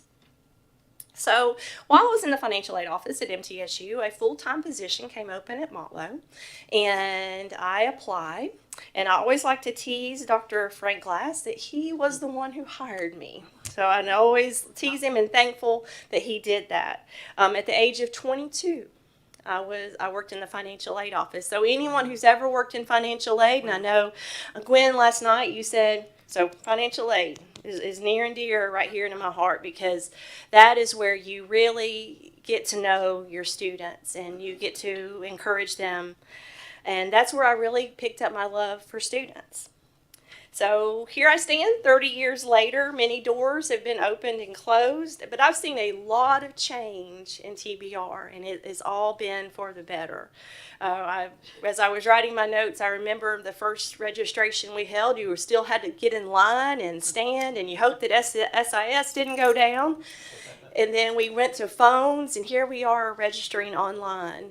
And we've got so much that are happening. Just hearing my colleagues, the things and the initiatives that they've got going on are wonderful. But some of my greatest blessings are the people that God sent and allowed me to have the life I have by protecting me, teaching me, and encouraging me along the way. So I'd like to express my appreciation to my faculty and staff at TCAT Shelbyville, Representative Pat Marsh and Senator Shane Reeves, who there was a time that we were almost living, we just stayed together trying to get that new campus through. The communities of Bedford, Coffee, Franklin, Lincoln, Moore, Marshall, for having the confidence in me. Christine Hopkins. And if you don't know Christine, she is a legend. And I'm wearing a scarf today that she gave me at one of our lunches that we talked. She's an amazing lady. My Motley family. Even after I left, many of them still keep in contact with me. The TCAT office, that was the former office here, Dr. Lynn Goodman, Dr. Carol Perrier, Dr. Shashaka Hollins, Carol, Shelley Travis, and James King. And my mentors. As we know, we've heard that this morning. You couldn't do what you do if it wasn't for some awesome mentors. Dr. Robert Smith, Dr. Mary Lou Apple, Dr. Wanda Shelton and Ivan Jones, Dr. Melanie Edmonds, and Dr. Shauna Jackson, Dr. Niles Reddick, and Dr. Donald Hopper. And definitely to my family, my husband, who has washed a lot of clothes and had supper by himself lots of nights because he was supportive of me. And definitely to my mother, who instilled a love for education. And I know how powerful that is. But I never set out to be a college president. Service is in my blood. My grandfather was in the Army. My father was in the Air Force. And my mother, who will, if she was here today, unfortunately she passed 5 years ago, but she would tell you the best job she ever had in her life was as the chief clerk in the House of Representatives under Governors Frank Clement and Buford Ellington. So a new chapter's begun. I'm very excited. We're going to spend some time in Florida and on the road next year. But I would be remiss if I didn't say thank you, Chancellor. Thank you, Mary Ann, for always being there for me. And thank you to all of you for what you do. I'll be cheering every one of you on from wherever I am traveling in the country. So thank you. Thank you very much.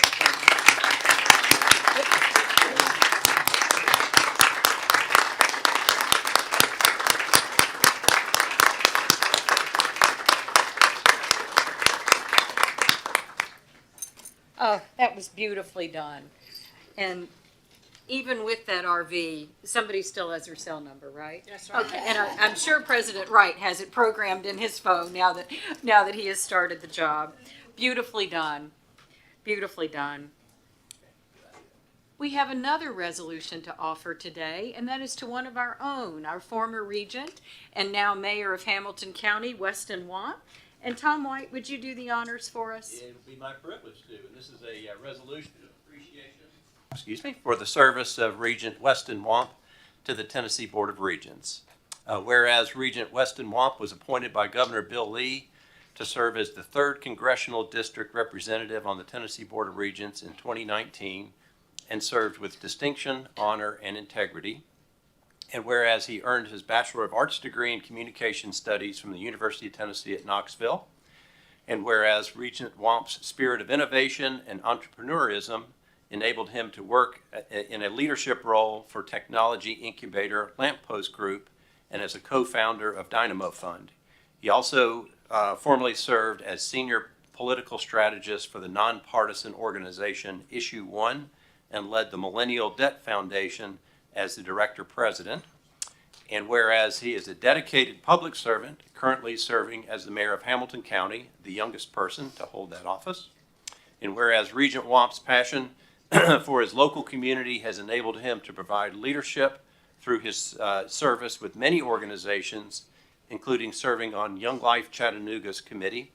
And whereas he faithfully dedicated himself to the community and technical college system by serving on the Presidential Search Advisory Committee for TCAT McMinnville, and whereas Regent Wamp's dedicated service on the Board of Regents excuse me, has also included countless hours of support and valuable service to the system, its institutions, faculty, and students, including speaking at commencement ceremonies, convocations, groundbreakings, building dedications, and other celebrations. And whereas he participated in board deliberations and contributed greatly to the governance of the system by serving as a member of the External Affairs and Finance and Business Operations Committee. And whereas Regent Wamp has a sincere interest in the welfare of the Tennessee Board of Regents system and Tennessee higher education, and now, therefore, be it resolved that the Tennessee Board of Regents expresses its sincere appreciation to Regent Weston Wamp for his years of service rendered and leadership to the Tennessee Board system. So, Madam Chair, I move that this resolution be accepted into the minutes of today's meeting. Thank you, sir. We have a motion. Do we have a second? Second. Regent Gill, thank you so much. And any discussion? Regent Burdine? Is he on his cell phone somewhere? No. I will add, he also performed a wedding ceremony for two friends of mine down in Chattanooga, so I don't think he messed it up either. They're actually still happily married after 2 months. So. Chancellor? Well, we really did hate to see Mayor Wamp leave us as a Regent member, but the great consolation that we get is that he has agreed to be even more engaged and active with us in Chattanooga. He is working diligently to make sure that we have workforce development and programs in the Chattanooga and Hamilton County area than ever before, so we could not be more appreciative for his continued support. Hated to see him have to leave us, but he had bigger and better fish to fry at the moment, so we are most grateful for the time that you spent with us. Regent Gill? Weston and I sort of started together here, and when he left, I felt like he hung me out to dry. I miss you, but I know you're doing great things, but you are also doing great things here, and I wish you the very best. And how many kids are you up to now? 5. Okay. Well, anyway, I'll be kind and won't go there, but come back often and stay in touch, please. We have a motion and a second. Mariah, would you call the roll? Regent Apple. Aye. Regent Burdine. Aye. Regent Garton. Aye. Regent George. Aye. Regent Gill. Aye. Regent Hooper. Aye. Regent Kastner. Aye. Regent Pilkington. Aye. Regent Powers. Aye. Madam Chair Reynolds. Aye. Regent Spurgeon. Aye. Regent Varlin. And Regent White. Aye. Motion carries unanimously. Thank you very much. Mayor Wamp, please come forward.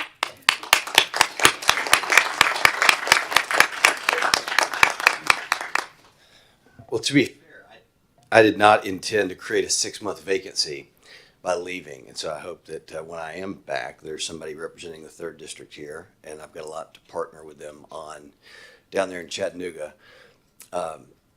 It was not lost on me in the years that I sat with most of y'all that I was the youngest other than the student regent, and learned a whole lot from many of y'all, more than you may realize. And Miles and Tom, the two of y'all particularly took me under your wing, and Mark and I were figuring this out together. And Mark's one of the wiser and bolder people who I've had the opportunity to work alongside. This experience, more significantly even than growing up around politics, molded the way that I approach my job every day. I think most of you know, based on your experiences in your hometowns, the way that this college system interacts with local government, and the efficacy with which that happens really determines in large part how well students are served at the end of the day. And I've now seen that on both sides.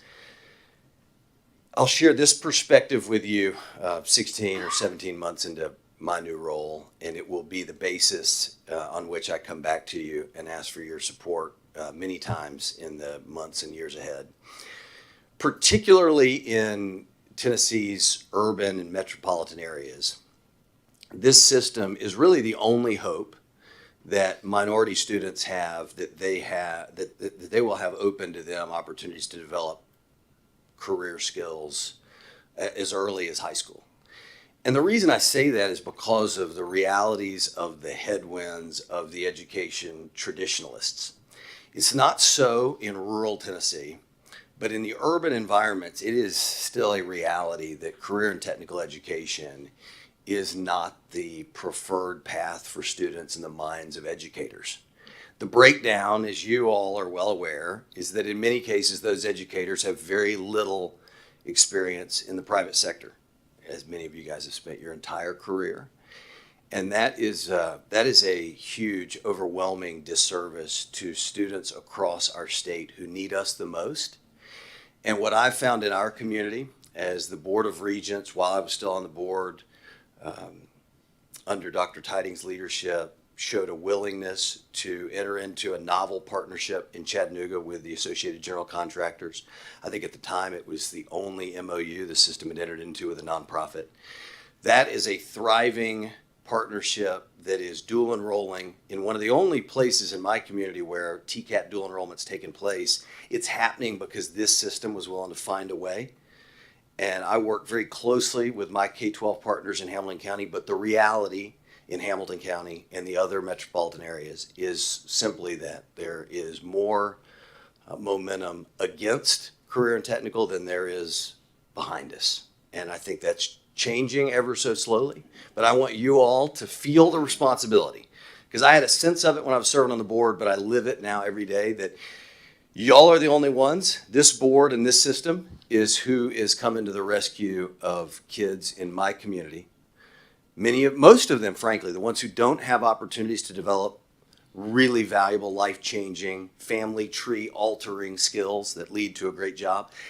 That opportunity is coming through this system. It's not likely coming through the leadership of the K-12 system alone. I think there's enough momentum in the world of education that when TCATs and community colleges and the Board of Regents steps in with a mandate, they won't leave us hanging, but they probably won't be the ones who initiate.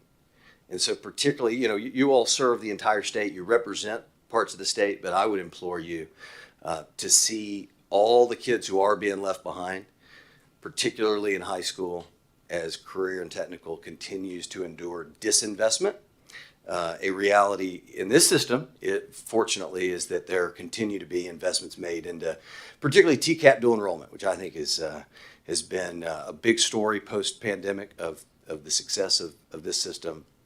And it is critical that TCAT and the Board of Regents be a leader in Southeast Tennessee if we're going to unwind a real tragedy in the world of education over the last few decades, where black and brown kids in my community just don't have the same career and technical opportunities that many white kids across Hamilton County do. So that's my challenge to you this Christmas season.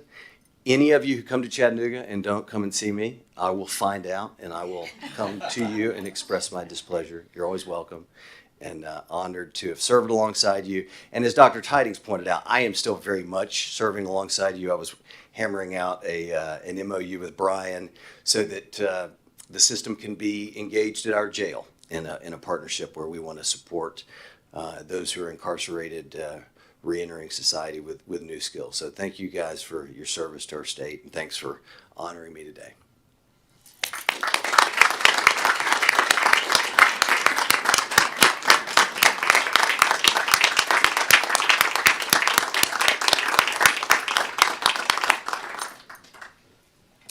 Mayor, we know your schedule is incredibly busy, starting with Shelby and 5 children, but not to mention the big job that you have. So it is our honor to have you back today and for giving us this opportunity. And we know you'll continue to be our advocate, and right back at you. We look forward to continuing the relationship. Thanks for being here. And I know everybody's anxious to catch up with you following, so thank you again. We now move into our new business, and we'll begin with the consent agenda. We were all briefed on these 9 items, all either new, revised, or renumbered policies when we met last on November 15. So what I'm asking today, unless you have any further questions or discussion, if we could have a motion to approve the consent agenda. So moved. Thank you, Regent Varlin. And a second? I'll second. Thank you, Regent Burdine. If there is no further discussion, Mariah will lead us in a roll call vote. Regent Apple. Aye. Regent Burdine. Aye. Regent Garten. Aye. Regent George. Aye. Regent Gill. Aye. Regent Hooper. Aye. Regent Kastner. Aye. Regent Pilkington. Aye. Regent Powers. Aye. Madam Chair Reynolds. Aye. Regent Spurgeon. Aye. Regent Varlin. Aye. And Regent White. Aye. Motion carries. Thank you very much. We'll move into new business right now, and we have a couple of informational items. We'll begin with Dr. Lemming, and really in kind of keeping with today's unintentional and yet always intentional, right? We want to talk about some efforts underway, continuing to be underway on student success. So Heidi, the floor is yours, and thank you.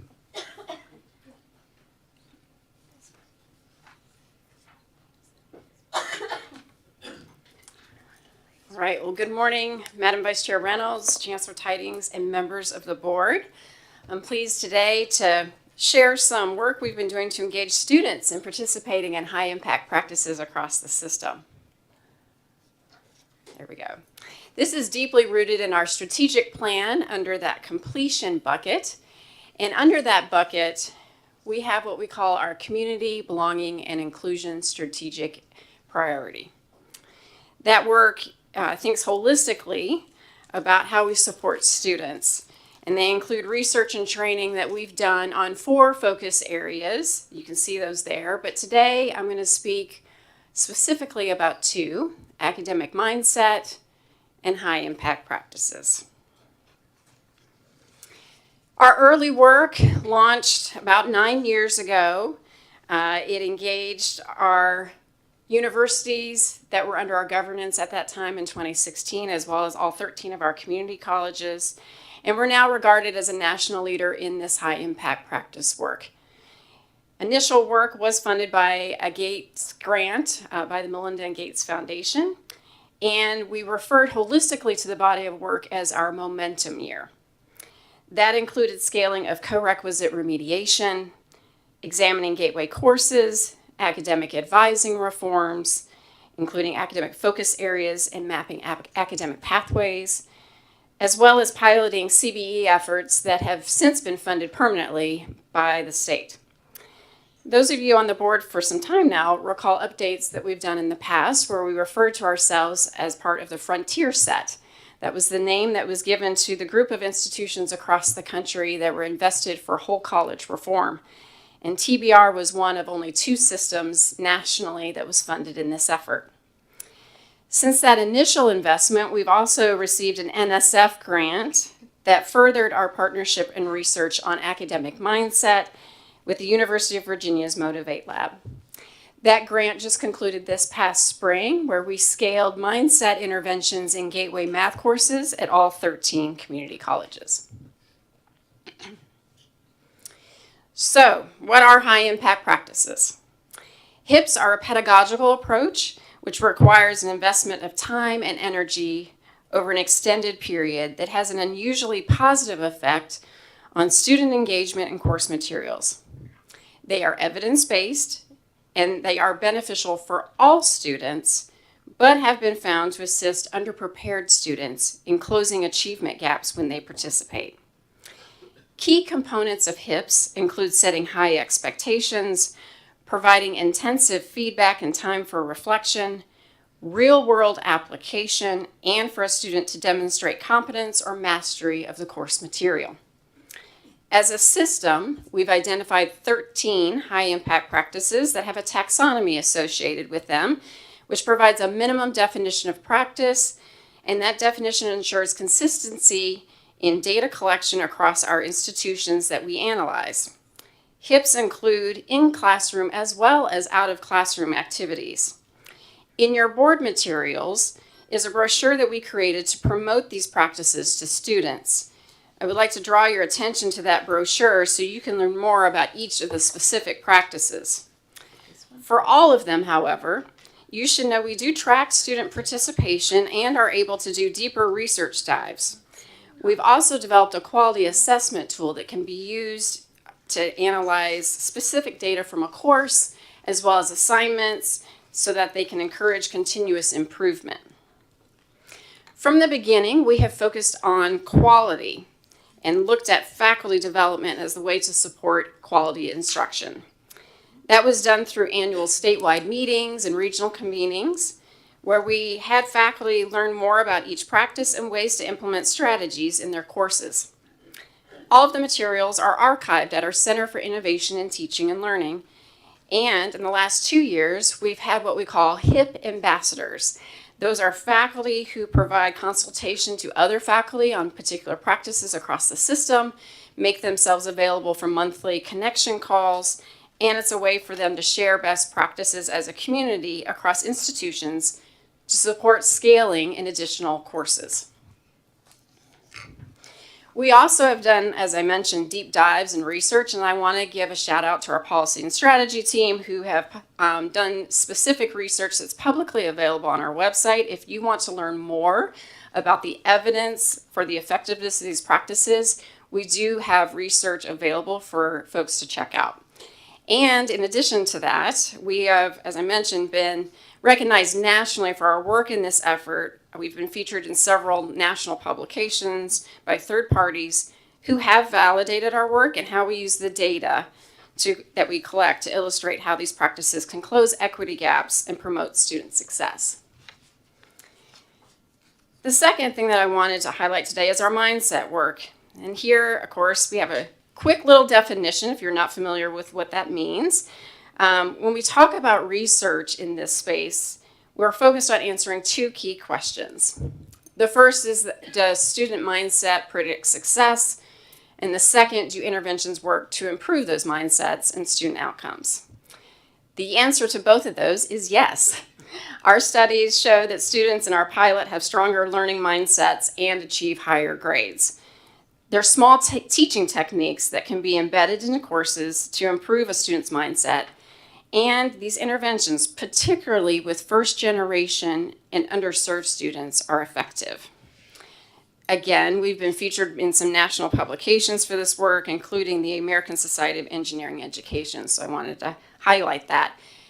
There's a lot to this, and so I just want to promote, if you want to learn more about mindset, we have a podcast from the Vice Chancellor's shelf that was released this fall, 6 interviews with faculty who actually did mindset work on the campus, sharing their stories, so you can learn more about mindsets directly from our faculty.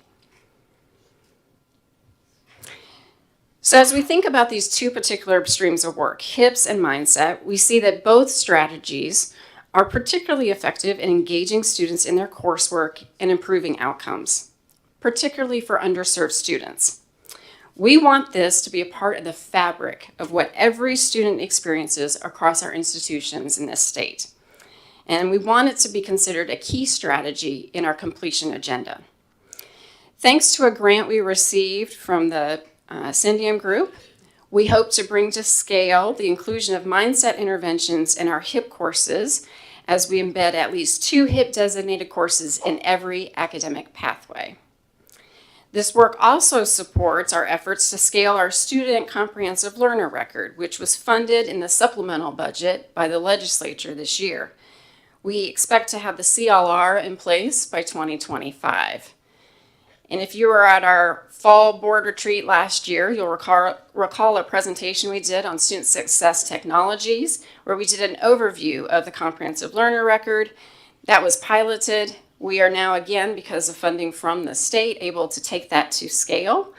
Just last Friday, we did a kickoff call with all of our institutions, and we'll start that work in the spring of 2024. We've contracted with a vendor, and this truly is our bookend piece to our high-impact practice work, because it will showcase to the students and employers the specific skills and competencies our students achieved through their engagement in high-impact practices. Today, I want to highlight one particular practice. Again, we have 13 that we code in our banner system, but I think study abroad really illustrates the transformative learning that can take place with these practices and why we refer to them as high impact. Before I share a video that will highlight the faculty and staff reflections from participating in this year's administrative program to the Alpine region in Europe, I want to recognize the executive director, Tracy Bradley. She's not able to be here today because she is actually out of the country with a group of students on a program right now. But I want to publicly thank her for her work that she's been doing to advance study abroad across our system, which includes a recent announcement that Nashville State is #1 in the nation this year among community colleges and the number of students that we are sending abroad. Furthermore, TNSIS was awarded a grant from the U.S. State Department that will develop and expand our efforts in study abroad. TNSIS will use the grant funds to train and mentor other community colleges and other community college systems in the country. So with that, on the screen are the list of participants in this year's program, and we want to share a short reflection video that gives you a better idea of what our administration, faculty, and students feel about participating in study abroad and highlights activities that were part of this year's administrative program.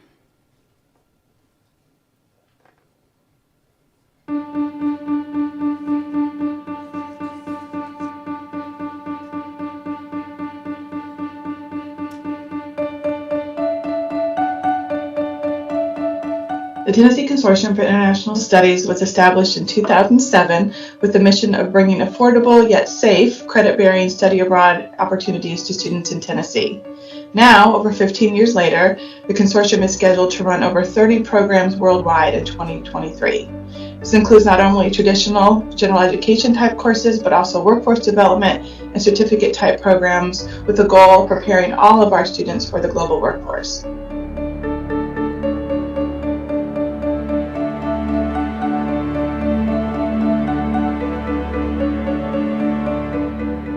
Honestly, it's so eye-opening being able to go to all these different places and just see how their cultures are so much different from ours in America.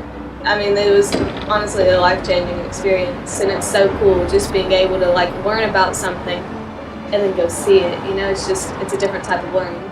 This experience has definitely changed my life, and there's just nothing like it. You know, we've been fortunate to have study abroad as a high impact practice in the system for a number of years, and TNSIS has done great work. I think this program is an opportunity to think about how we talk to students and faculty and administrators across our system about some new things in terms of how we examine the relationship between the work they're going to be doing in their careers and sort of how there's increased sustainability interest in terms of industry, and how we can engage in an academic program that supports that and promotes that and provides new opportunities for students in a program that's been around for a very long time. About 2 or 4 years ago, I had a student, actually one of my top students, that after he graduated, I recommended him to go to a company, an international company here in Middle Tennessee, to work over there and possibly be trained, because since they were international, they were going to actually send him abroad in order to be trained. And his response was, no, I don't want it. And that sort of surprised me. And at that time, I realized that there's a gap. And I wanted to really, once I heard about the TNSIS program, I really realized how great this program is in order to sort of bridge that gap. And when the students end up going to this, to be abroad, they get a different vision, they get a broader view of what's going on. The other valuable piece that I found, not only for our students, but for my participation, was seeing how hard our staff to TNSIS programs work and how much is involved in the research and the planning and making sure it's a top-notch quality program. I wished all our students could participate in such a program. I felt that I was taking a risk and out of my comfort zone. And that was a good thing. I had been hesitant about participating in the program before because of my concerns about flying. And I know that I'm not the only one in the world that is a little hesitant when you're thinking about a long trip but I tackled that fear. I won't say I conquered the fear, but to survive 8 or 9 hours in a plane, and then to have all of the things that I have known to be different in another country. That was an experience that I will always treasure, because it can guide my work in looking at how our students, when they're coming to our campuses and their first generation, and it's a new world in many ways to them.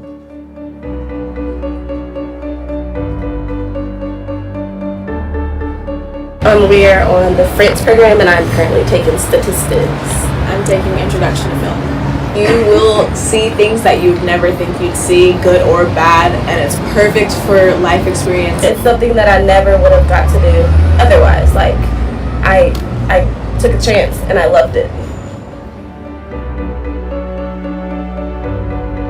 The way that the educational component complements the location, the logistics that are involved, the attention to making sure that it was a safe program, all of those things. I just have a newfound appreciation for the faculty and staff that work on bringing these experiences to our students. What was special to me about this experience, being able to do the professional development program with faculty and administrators from across the system, was not only to get to know faculty and administrators from throughout the state, but to learn. I found that I learned a lot about the different institutions in the TBR system through the faculty and administrators who were coming along in the program. I was really impressed by how all of the presidents, vice presidents, who came along in the program were approaching every experience from the perspective of their students. Always thinking about how would our students, at our college, experience this program. Traveling with a group of individuals whom you've never met, and for me, being faculty, many of these members were administration, college presidents, vice presidents. I felt very vulnerable going into this experience with Tensis, having never been to Europe, having very limited travel, never been on a international flight such as that.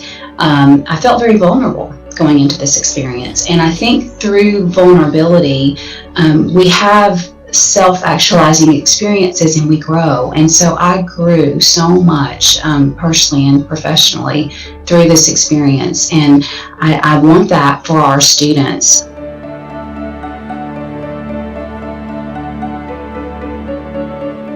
As educators, we use reading and studying, and that is one of the methods that we use to gain knowledge. But we also know that it goes farther than that, because while we can read and gain knowledge and things like that, there's nothing that stands up to the actual experience and the hands-on and being there. And I think that was really good about this program.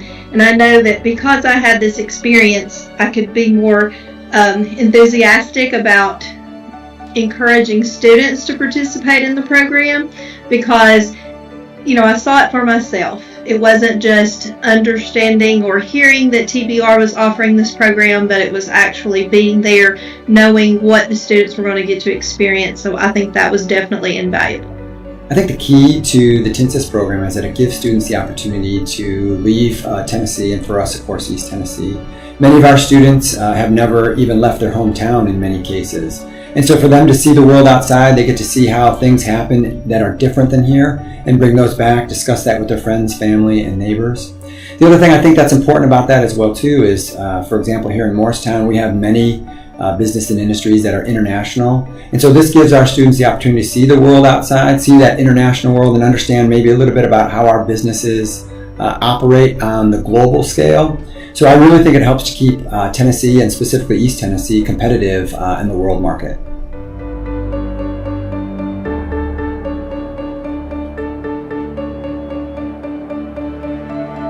This level of success would not be possible without the robust scholarship programs at many of our institutions. It's just amazing how you can do all of these extracurricular activities as well and still stay spot on with your academics. Like, I've made an A on all of my exams. I've actually learned better in this environment than being in the classroom. I am a mother of 2, so I did apply for the scholarship and I did get it.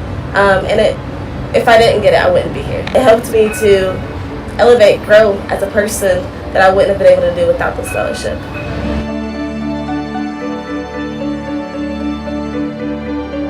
Oftentimes, our students have never left their neighborhoods or their communities or their states.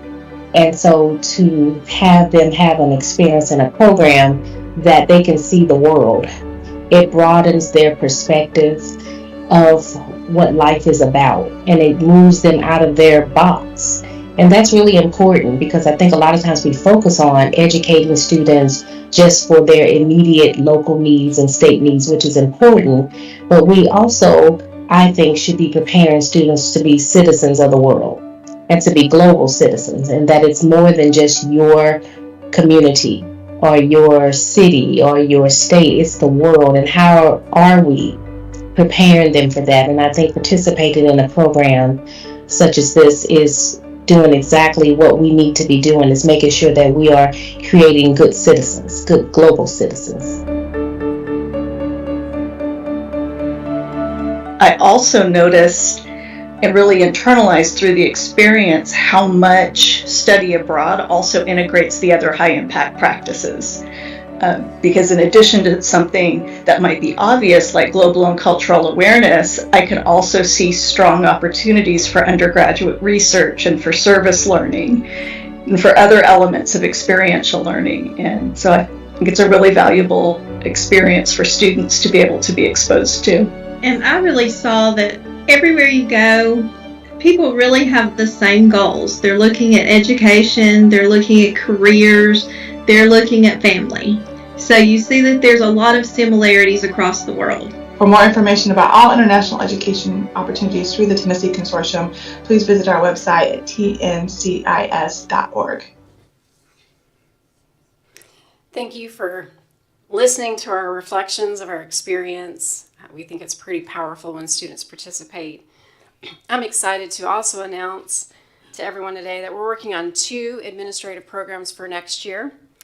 The first will be to the Galapagos, July 12th through the 20th, with a focus on service learning and STEM and sustainable agriculture. They'll also have time to spend observing students, so in the classroom there, and visit 2 islands, Santa Cruz and Isabela. The second program will be focused on CTE and internships, apprenticeships, which you've heard a lot about today, in advanced manufacturing. And we hope to further expand our engagement with TCAT students specifically. So that will be a late summer, early fall. We're still planning that one. But again, it's going to be to Germany. We've been there before, visited with the VW plant and looked at their apprenticeship program. That was prior to COVID. And so we're hoping that we can connect with companies that have already made an investment in Tennessee while we're over there. And so again, taking faculty and presidents with us so that they can start to develop opportunities for students in the coming years. And the following year, because South Korea has been mentioned, we are looking at South Korea because they have a huge investment in Tennessee. We just need a little bit more time to plan a program. So with that, I'll be happy to take any questions or hear any comments. Thank you, Dr. Lemming. I'd like to make one. Please. Heidi, of course you know this because I was with you and some of you, but I think many of you haven't. I went on the Tensis trip. Was it 2018? This is before COVID, yeah. Yeah, before COVID. And I did pay my own way, just so everybody knows. No special price. And it was fantastic. We were in France and Germany, and Heidi was on it, and I guess Tony and Anthony and Mary Lou. No, not Laura Monks was yeah, on that Laura. one. Bunch of, anyway, it was unbelievable the things that we got to do and see that were representative of what the students are doing. But it was an unforgettable trip. I will go anywhere with Tracy Bradley. I wish she could go anywhere with me in terms of a trip because she's the utmost. But in terms of if these children are safe or young people or whatever, because I'm sort of looking at as a regent, but also as a mother who, how does this work? How does she keep up with all these people? And there were a lot of things going on that she had to deal with. You can imagine with that many kids all over the place, but it was so professional and so well done. I would go again in a minute. It was absolutely fantastic and a great way to see how this is handled, and what a great opportunity, like I say, at the Volkswagen. In fact, we even met with the Chamber of Commerce, I remember, in Berlin, and them discussing how they decide what the classes are going to be, in schools and things of that nature. But just politically, culturally, everything about it is just top notch. I would really suggest that anybody that can go and is able to go to do that, because it was just the best experience. Well said. The only thing I'll add is I think the two Tonys ought to let somebody else in the video. They're in a lot of photos. And one of them's an expert selfie taker, so. Yes, that's why he is in a lot of those pictures. That's funny. Well, and that linkage, that reminder of, we don't exist in a vacuum here anymore. And Kyle and Miles know this, working in ED, right? This is a global economy here in Tennessee. So that piece of it is so critical. Well done. Thank you. And the opportunity for the people on the trip, the president, just the odd combination of people. I mean, we became such close friends, which has continued, which you really get to know someone over that period of time, and it's just gives you such confidence about who's running the show and president. It's just phenomenal. Thank you. Thank you, Dr. Lemming. Thank you very much. Thank you. And well done, Pellissippi State, #1 in the country. Yeah. So well done. You guys, I want to be mindful of time, and we do still have a stretch of business here to complete. Kim, as you make your way forward for our external affairs update, Jothany, when you come up, rather than do 2 and then sit back down, could you be prepared to just take care of all 3 of your items at once when you come up after Dr. McCormick? Thank you very much. And if anybody's getting hangry, there are plenty of snacks in the back. So just hold on. We still have some important work to do here. Dr. McCormick, External Affairs. Yes, good morning, Vice Chair, Chancellor, members of the board, and staff. As you know, External Affairs is about to hit our high season, starting in January with the General Assembly, with SOAR, with our workforce convening. But today, very quickly, by the way, we want to go ahead and do an update, really on a celebration of what has been happening in advancement across the system in our 2023 year. So at this time, I'd like to call up Mr. Chris Perkins, our Assistant Vice Chancellor, to give that report.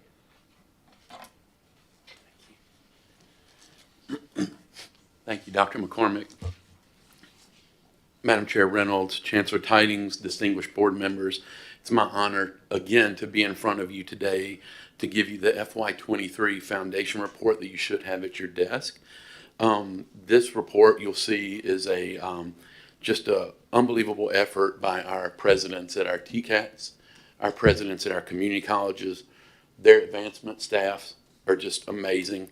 And then a lot of what you helped me with, Regent Barlin and others in this room.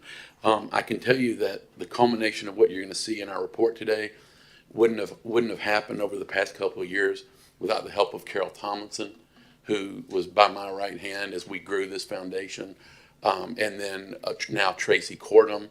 Tracy could not be here today. Her husband passed last week, and they're having his funeral today. And I can just tell you that in 48 hours, we put together a little thing for Tracy, and we're able to help her family quite a bit to get them through the next couple of weeks. And I know she's appreciative of that. So with that said, I think we are ready. In FY23, our community colleges raised $16.5 million. Overall, it was a decrease of $2.4 million from the previous year. But if you go back to FY21, it was an increase of $5.5 million. That number just fluctuates from year to year. So go ahead, Carol. I will tell you our top 3 community colleges in FY23, and I saw her earlier, and Dr. Cook is here, but I'd like to eventually call this the Boyer Board for Dr. Karen Boyer at Dyersburg State. She would call me every year wanting the standings, and and if, you know, she's awesome. But anyway, Nashville State this year was at 4.3 million. Roane State was right behind them at 2.5 million, and Dyersburg State just under 2 million. And Roane and Dyersburg are always in our top 3 or 4 every year, and congrats to them on their consistency. But congrats to Dr. Jackson and Cicely Freeman for an outstanding year. Some of the highlights for them were a $100,000 gift from a family of an alumnus. The Odom Family Foundation is in year 2 of a 5-year, $1.25 million gift to assist students with scholarships and tuition. And then they have a $10 million gift to support Dixon County's campus and saw its first paid installment for this year. So they had an excellent year. Congrats. So each year our community colleges report the voluntary support of education to our conglomerate group CASE, our peer group. 6 of our community colleges of our 13 raised $1 million or more in FY23, and then 4 of our community college foundations increased overall giving from FY22 to 23. The endowments, the value of the collective endowments increased to 117 million this year, which is an increase of almost 7 million from last year. It went down last year because of the market, but really rallied this year. And you can see our top 5 in endowments.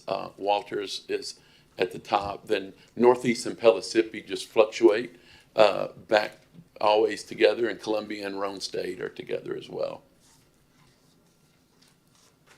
So in that report, it's who invests in our community colleges. You can go ahead, Carol. Individuals saw 32% at 5 million. Foundations gave 27% collectively. Other organizations at 19. Corporations at 19. Alumni at 2 million. And then donor advised, or at 2%, and then donor advised funds are at 1%. You can go ahead. This is more about our foundation, and I had to write this down because my eyes are blotched to see that up there. So we have increased our gifts coming into the foundation for the College System of Tennessee. So if you're a Laura Monks or Rita Summers, those that have been in the system a long time, you know where we were years ago to where we are now. In FY18, we raised as a foundation, there was $88,150, and then we reconstituted from the TCAT Foundation to the Foundation for the College System of Tennessee in FY19, and we've gone from $333,000 to 2 years in a row where we're over $1 million in what we've brought in to the System Foundation. And that's, for those of you who may not know, the community colleges each have their own 501c3 private foundations. So each community college has one. And then we have our TCATs run through our System Foundation and have their own accounts. So what you see here is, like I said, the hard work of what the TCAT presidents are doing out in their community. Vice Chair Reynolds saw it firsthand at TCAT Northwest. I believe that event brought in like $35,000 for just the fish fry, and it was just a true community event. So in our foundation growth and assets, if you go back to FY14, we were at about 660,000 in total assets, and now we're we ended FY23 at just under 2.9 million, and we're over the $3 million mark as of today in total assets. And this is where I'm the most proud of what we do. We can bring in and talk about what we brought in money. But if you go back to 2010, 2011 to now, and I put the numbers on the right in bold, that's when we became the foundation for the College System of Tennessee and brought in a board of members from all over the state and nationally. And we were able to increase our scholarships from 58,000 in 28-19 to 162,000 this year. And we've given out just under 670,000 in FY19, and if you go back to the years prior to that, it was about, my math's not very good, but it's about 200 and something thousand that we did from FY10 to FY18. So we're really making an impact there. And if you get the opportunity to read any of the scholarship applications that come through our office, you see things. There was a TCAT Murfreesboro student that just touched my heart this past year that was a foster child, was adopted, her sister kind of fell out. They can't find her anymore. She was doing everything right, graduated at 16 from high school. She was homeschooled, wants to be in the U.S. Air Force or the Space Force, is in a female Boy Scout troop in Rutherford County, is an Eagle Scout now, and her father got a congenital heart issue and couldn't support the family anymore, and she just needed help. And we were able to award her a scholarship to get her through. And it's students like that that I read about all the time, that I know everybody in this room, it's our why, it's what we do, it's what motivates us to do what we do every day. So it's just, it's incredible to be a part of. I will just finish to give you some updates. SOAR will be March 27th, 28th. We have right now over $80,000 in sponsorships for the event. Vice Chair Reynolds, you know the story. Every year we were at 0 in year 1 when I left to go down on Christmas break, and I broke into a cold sweat driving to Disney, and we made it, and we're here now, and we're doing really well with that. And then I'll just say, in 2023, the Committee for the Regents and Chancellors Awards for Excellence in Philanthropy selected the 4 Regents Awards that you hear about here, but we also gave out 14 Chancellors Awards. These awards are the highest honor TBR in the college system in Tennessee can give to those that help support our colleges through donations of cash, land, time, and support. They're presented at events at each of our colleges all around the state. We got to do one at TCAT Northwest that was outstanding. They're all outstanding. Dr. Summers, we went to one at TCAT Dixon up in Clarksville. I think you had every student at the campus out there, and even had somebody did cookie. I mean, it was just a tremendous event, but they're all awesome events. And if you get a chance to go out, I'll notify you I'll go through Mariah and let you know when those are, because they're awesome events to attend. So with that, I just thank you for everything y'all do, and thank you, presidents, for everything you do. Thank you, Chris. Well done. We look forward to March, and everybody keep up the good work. We know it's a lot. And everybody take these home with you to peruse at your convenience, all the good work that's going on. So Dr. Reed, as I mentioned, we're going to take your 3, and what we're also going to do, if there's no objection from any member of the board, is, with Brian's permission, take 1 vote at the end of the discussion on all 3 of these items. Does that sound like a plan? All right. Great, thank you. And good afternoon, Madam Chair Reynolds, Chancellor Titans, and members of the board. First, I would like to highlight for you our faculty emeritus nominations. Per policy 5.02.01.10, there's a policy that governs this entire process. College presidents will nominate candidates based on distinguished institutional services. They may confer with staff from their campuses, but the nominations at the sole discretion of the president. Although there is no specific criteria for that, selection is historically based on service, significant contributions, outstanding academic achievement, and embodying institutional values. Non-monetary benefits may be awarded to faculty emeriti, such as office space, library privileges, or free admissions to athletic events. And these nominations are reviewed by my office as Vice Chancellor and require both Chancellor and board approval due to the prestige being afforded those faculty members. The 5 faculty represented from 2 different community colleges and 1 TCAT on the board. Those materials are in your packets. I'm sure you spent time reviewing it because it was more compelling than anything on Netflix. So at this time, this will require an action. Any questions? Hearing none, since we're going to take 1 action, you may proceed. Great, thank you. Thank you. Next, I would like to highlight our TCAT Murfreesboro faculty promotion by exception. The board has been asked to act on a recommendation for granting a promotion by exception to Joel Mayberry. He's an information technology faculty at TCAT Murfreesboro. The recommendations and supporting documents were submitted by the TCAT president and certified as having been processed through their institutional procedure. They have also been reviewed by the board staff in my office and were endorsing favorable recommendation for this. Joel Mayberry has been recommended for promotion from associate instructor to instructor. He has taught in the information technology program for 8 years in the TCAT system and holds a computer information technology diploma. He was previously employed at TCAT Nashville at the rank of instructor, but when he was hired at Murfreesboro, he was unintentionally hired at the rank of associate instructor. Due to changes at leadership at that time, it is just now coming to the board. Your action will correct the discrepancy in rank that he had previously. Any questions? Okay, keep going. We'll keep going. We'll go to the TCAT program terminations, modifications, and new technical programs. Because you have all of this material, I will really streamline this at a high level. But one, I do want to highlight that hearing our student voices today really highlights how important it is when you approve these programs that you're truly creating opportunities for students to change their lives and change their communities. Here, TBR policy 2.01.2.00 on technical college program review and approval. It is important that the Council of Occupational Education, COE, which is the accrediting body, requires documentation of program approval from the governing agency. Today, I'm highlighting very quickly 9 program proposals and 16 program modifications that are being presented for your review and approval. Next slide, please. At a really high level, there are 4 recommendations for relocating the programs. One is at TCAT Livingston for their correctional officer program, and then TCAT Northwest has 3 relocations. One for their industrial maintenance mechatronics program. Next slide, please.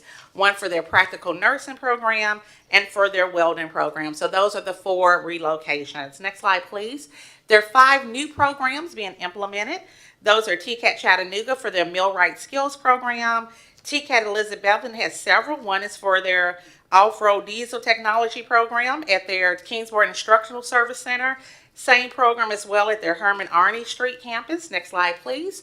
We also see TCAT Elizabethton doing a new program on patient care technology and medical assisting, as well as Oneida, who's bringing on culinary arts at their high school campus. Next slide, please. To meet the requirements of COE, there are 16 program modifications that are also presented to your materials for review and approval.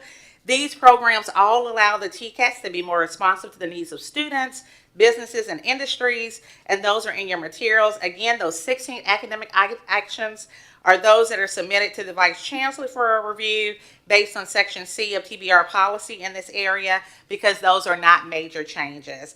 You also see in your materials 3 program approvals via your interim actions as the Board of Regents. Any questions? Hearing no questions, we will entertain a motion to approve the Faculty Americas recommendations, a faculty promotion by exception, and proposed program terminations, modifications, and new technical program implementations. Regent Varlin? Regent Burdine? Second. Thank you. Any further discussion or questions? Dr. Reed, you explained it so clearly and so fast. I feel like I understand it. Well, they know to put me before any dinner or luncheon event because I'm going to get you out of here. So. And because you did your homework and read everything ahead as well, right? Oh, thank you. All right. Roll call vote, please, ma'am. Regent Apple. Aye. Regent Burdine. Aye. Regent Garten. Aye. Regent George. Aye. Regent Gill. Aye. Regent Hooper. Aye. Regent Kastner. Aye. Regent Pilkington. Aye. Regent Powers. Aye. Madam Chair Reynolds. Aye. Regent Spurgeon. Aye. Regent Varlin. Aye. And Regent White. Aye. Motion carries. Thank you all. Thank you. Thank you, Dr. Reed. Dr. Fox, you have 2 items for us as well, and these will require separate roll call votes, as I understand it, since we're dealing with financial matters. Thank you. And I'll try to be quick. So You thank can't talk any faster than you already do. Well, and I've got a lot of numbers. I apologize in advance. Thank you, Madam Chair, Chancellor, members of the board. At the June 23 board meeting, the board authorized a compensation strategy that included the ability for institutions to submit proposals for across-the-board increases or payments on their compensation plans using uncommitted local funds if they had the capacity to do so. Staff received and evaluated compensation salary increase proposals from 3 institutions. 2 of those were compensation plan payments, and 1 was an across-the-board increase. These are outlined in your materials and on the following slides. Next slide, thank you. This slide shows the 3 colleges and their proposals as submitted. This table shows the total payroll amount per institution and their proposed increases. It distinguishes comp plan payments versus ATB or across the board payment, as well as effective dates if approved. Next slide, please. The final slide shows the distribution by employment type for the 2 colleges who submitted a compensation plan payment. Staff is recommending the board's approval of these compensation increases as outlined. I'll be happy to answer any questions. Questions? We see these from time to time. Any questions or comments for Dr. Fox on these? If not, we do require a motion to approve. So moved. Regent Apple, Regent White, is that a second? Thank you. Any other discussion? If not, Mariah? Regent Apple. Aye. Regent Burdine. Aye. Regent Garten. Aye. Regent George. Aye. Regent Gill. Aye. Regent Hooper. Aye. Regent Kastner. Aye. Regent Pilkington. Aye. Regent Powers. Aye. Madam Chair Reynolds. Aye. Regent Spurgeon. Aye. Regent Barlin. Aye. And Regent White. Aye. Motion carries. All right, let's proceed on the 23-24 revised budget. Thank you, Madam Chair. At this time, I'm going to be presenting the FY 23-24 October budget revisions for your consideration and approval. Next slide, please. As is customary, the board approved the FY 24 proposed budget at the June 23 board meeting. This approval provided the initial budgetary operating authority for our current fiscal year. However, the proposed budget does not recognize factors such as fall enrollment changes, state budget adjustments, or current grant activity. The revised budget allows us to consider these factors and make any necessary adjustments. The following slides will provide a high-level summary comparing the FY 22-23 revised budget to the current year 23-24. Next slide, please. To be the most efficient with our time, I will only highlight notable figures on each slide because there are a lot of numbers, but please feel free to ask for clarification on any slide or interrupt me if needed. The first slide we're reviewing is revenue, and let's put a pin in the state appropriation line as those will be covered on the next slide. Under maintenance, mandatory fees, and tuition, you will recall that we had a 3% tuition increase for FY 24, and enrollment showed a slight upward trend this fall at our community colleges and TCATs. That's reflected in these line items. The 13% decrease in restricted revenue occurred primarily due to the end of the majority of our HERF grant funds, which expired at the end of FY 23. Next slide, please. So back to state appropriations. The previous slide noted a 5% increase in state appropriation revenue. This slide shows you the breakdown of those adjustments, with the majority being the reduction of several prior year non-recurring funds, including but not limited to wait list and capacity funds, CDL training funds, and campus safety and security funds. While the increases are attributed to the outcomes funding, partial funding of salary and insurance increases, and the nearly $14.6 million in legislative amendments, including CEI expansion, Blue Oval equipment, and others. Next slide. Now moving to expenses. Slide 5 shows expenditure by function. This slide shows a modest growth in expenditure of 6% and is inclusive of that 5% salary increase. I will note the 12% increase in student services. While this increase is primarily due to the inflationary impact on operating expenses and the across-the-board salary increases, several schools had other increases in this area. Mississippi State started an athletics program for the first time, and that's reflected in this number.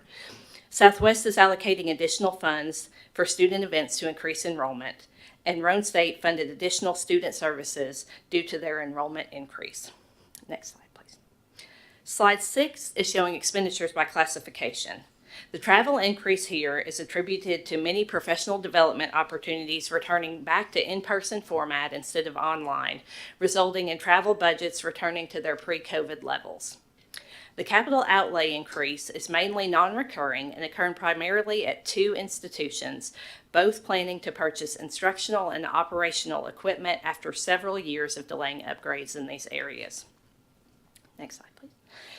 This slide provides a summary that includes unrestricted and restricted expenditures and transfers. A 2% overall increase in expenditures reflected when restricted funds are included. Transfers are up significantly, and we will discuss that on the next slide. The restricted decrease, as noted on slide 3, is due to the reduction in HERF grants received by our institutions, with the majority of those expiring in FY23. Total expenditures for unrestricted and restricted for FY23-24 are approximately $1.42 billion. Next slide, please. This slide breaks down the transfer activity, or the transfer of carryover funds from the previous fiscal year. These are non-recurring funds. Transfers show the movement of unrestricted, unallocated funds to restricted funds. Normally, these carryovers are budgeted as a transfer to plant funds in October for non-recurring investment in physical plant and equipment.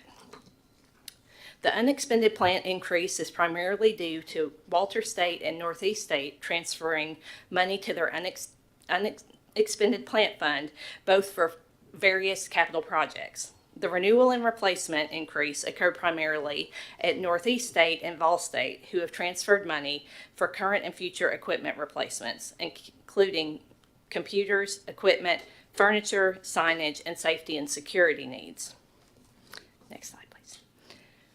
This chart shows a reconciliation from unrestricted beginning fund balance to unrestricted ending fund balance. The overall change in the unrestricted fund balance is approximately $91.5 million, but is attributed to institutions transferring unrestricted carryover funds as a result of HERF lost revenue balances and tightened spending during COVID to restricted funds for future equipment and capital outlay needs and planning. Next slide. Slide 10 summarizes the total number and type of authorized positions for the entire system. With approval of this budget, the board will be authorizing a total of 7,105 positions for the system. Last October, that number was 6,956. This is an increase of 149 positions. 56 of those positions are unrestricted and 93 are restricted positions. This slide provides a final summary of the October revised budget that is before you today for approval. However, before we ask for your approval, we need to include some information related to the locally governed institutions, or the LGI budgets. As you are aware, these are the 6 public universities that are not part of the UT system. Next slide, please. As you will recall, under the Focus Act, we are required to consider the LGI university budgets, and that consideration is limited to those matters that are necessary to fulfill existing debt covenants, representations, agreements, and obligations under financing agreements entered into with the Tennessee State School Bond Authority. Next slide, please. To that end, university budgets have been received and reviewed in accordance with TBR Policy 4.01.00.05, consideration of university budgets, and have been determined to meet debt service coverage requirements, have been found to be mathematically correct and internally consistent. Universities have certified compliance with the required representations, and except as noted previously, no judgments have been made regarding these university budgets. Madam Chair, university budgets are recommended for approval as being in compliance with the above TBR policy. Additionally, staff recommend approval of the 23-24 October revised budget for the TBR system as presented. Thank you, Dr. Fox. Any questions for Dr. Fox? Yes, sir. I apologize to do this while we're waiting on lunch, buddy. No, that's okay. Can we go back to where you were doing the expenses for the revised and unrevised budgets? Mm-hmm. It's one of the earlier slides. Probably 7. And it had to do with 3 of the entities had changes. Go back, maybe 5. But Rome's, and it told what 2 of the 3 were, but did not say what Rome State's, the purpose of their change was. Would it be talking about the student services, the 12% yes, it increase? Was student services, it was. Yeah, so Pellissippi started the athletics program. Right. Southeast was additional funds for student events to increase enrollment. And Rome State, additional student services. Such as? Additional counselors. They hired additional counselors into and success coaches. Interim mentoring program. They were able to actually add more to that. They are the ones that started that program and have been self-funding that over several years now. Good. Thank you. Anyone else? If not, do we have a motion to approve the 23-24 revised budget? So moved. Thank you, Regent White, as Chair of the Finance Committee. Do we have a second? I'll second. Thank you, Regent Burdine. Any further discussion? Hearing none, a roll call vote, please. Regent Apple. Aye. Regent Burdine. Aye. Regent Garten. Aye. Regent George. Aye. Regent Gill. Aye. Regent Hooper. Aye. Regent Kastner. Aye. Regent Pilkington. Aye. Regent Powers. Aye. Madam Chair Reynolds. Aye. Regent Spurgeon. Aye. Regent Barlin. Aye. And Regent White. Aye. Motion carries. Thank you all very much. Thank you, Dr. Fox. Well, you guys, we have now reached the portion of our new business that's always a little bittersweet as we bid a couple of colleagues farewell and honor another and respect her memory so much. With that, I would like to call on Regent Pilkington to read a resolution of appreciation for Dr. Arita Summers. Yes, thank you. I'm very honored and humbled to be able to read this today, and probably emotional. A resolution of appreciation for the service of Dr. Arita Summers to the Tennessee Board of Regents.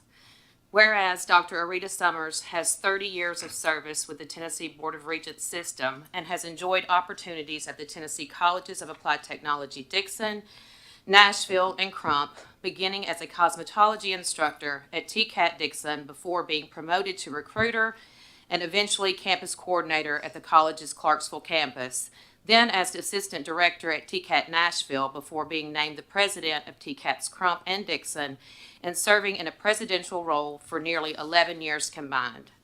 And whereas Dr. Summers received a certificate of instructor training from Tennessee Technology Center at Paris, an Associate of Applied Science in General Technology from Volunteer State Community College, and a Bachelor of Science in Management and Organizational Development from Bethel College.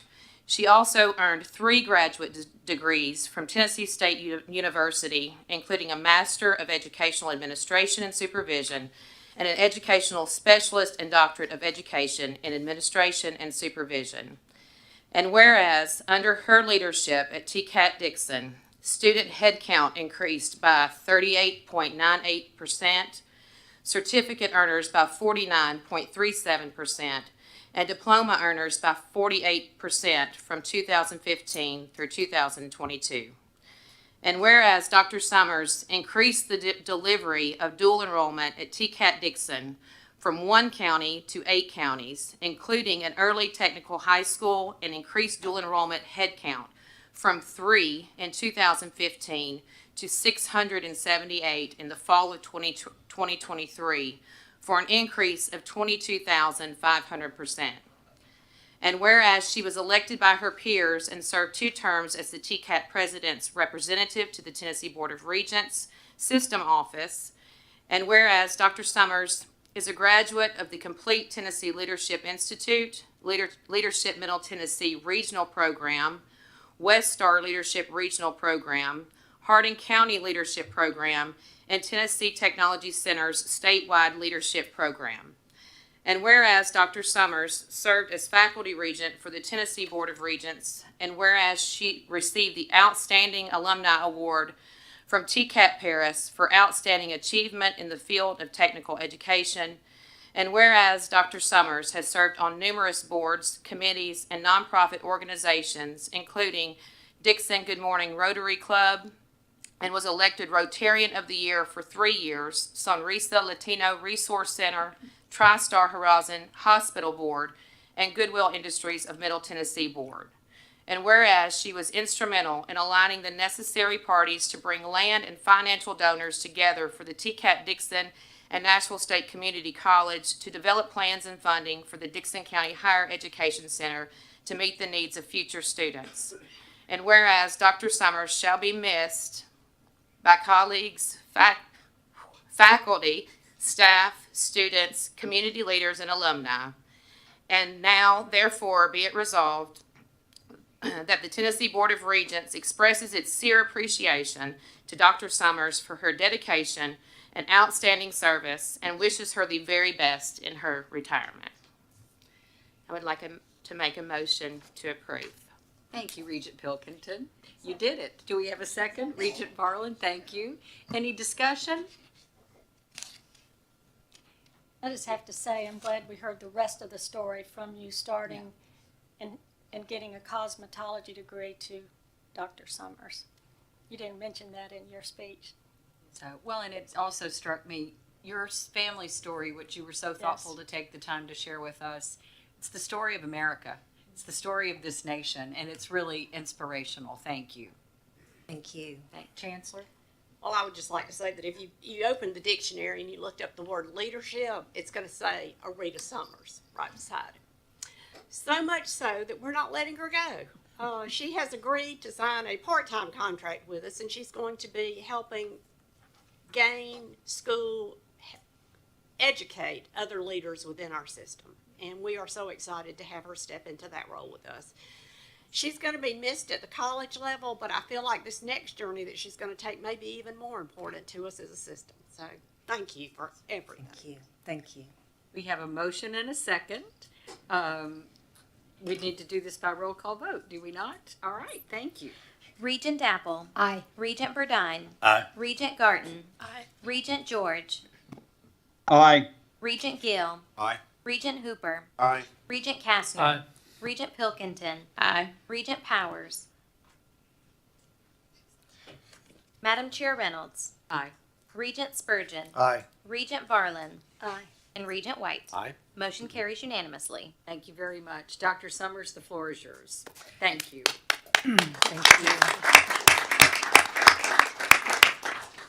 I know that time is short, and I'll keep this short. I am so grateful for each and every opportunity that I have received and the confidence that was placed in me. I was thinking about Shane earlier, the student from Nashville State, and that's what she talked about, is having confidence in herself. And there was a lady on staff when I started, Sadie Corlew, and you know, early on, I cried a lot. You know, it was hard teaching cosmetology. You get 20 women in a room all day long for 6 hours, and, you know, you're trying to do edutainment to keep them in line. And the harder I'd cry, the harder she'd laugh. And she'd say, I can't wait for you to get your thick skin.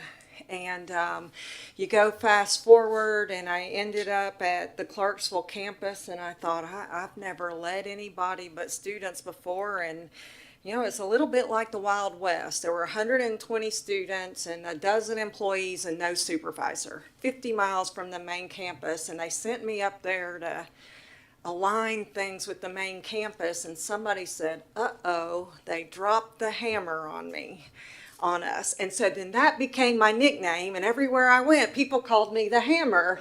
And it was like, it's a term of endearment, I promise. It's not as bad as it sounds.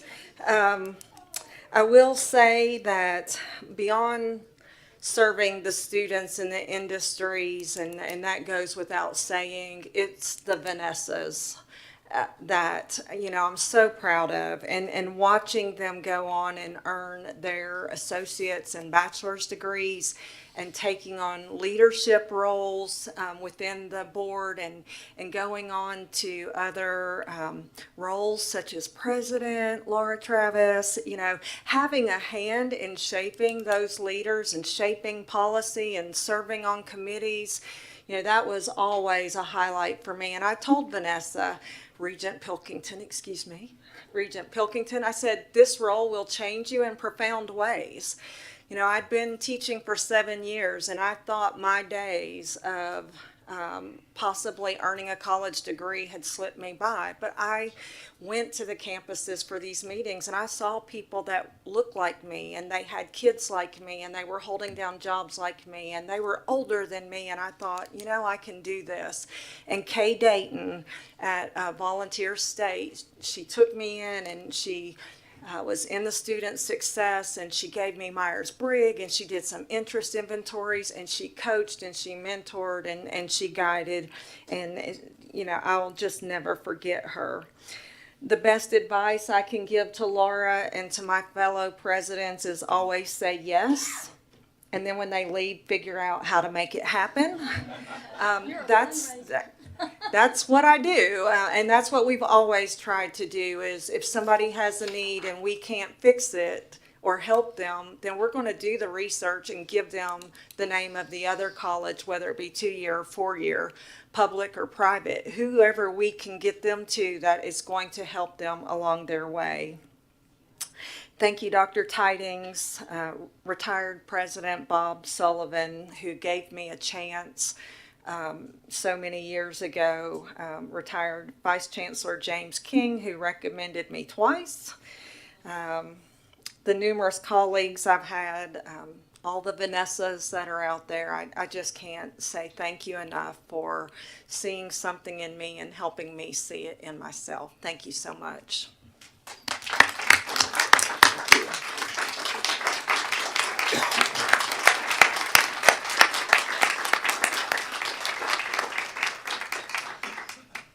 Thank you, Dr. Summers, so much.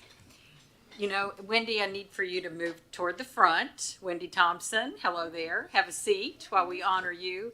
But I will say, Mariah, we probably need to redo that resolution on Dr. Summers. I didn't know about the hammer. That's not going away. I should have thrown that in there for you. Exactly, exactly. Oh. Now it is our distinct pleasure to honor Wendy Thompson, who retired on us now a couple of months ago, and Dr. Apple will do the honors here. My pleasure. This is a resolution of appreciation for the service of Wendy J. Thompson as Vice Chancellor for Organizational Effectiveness.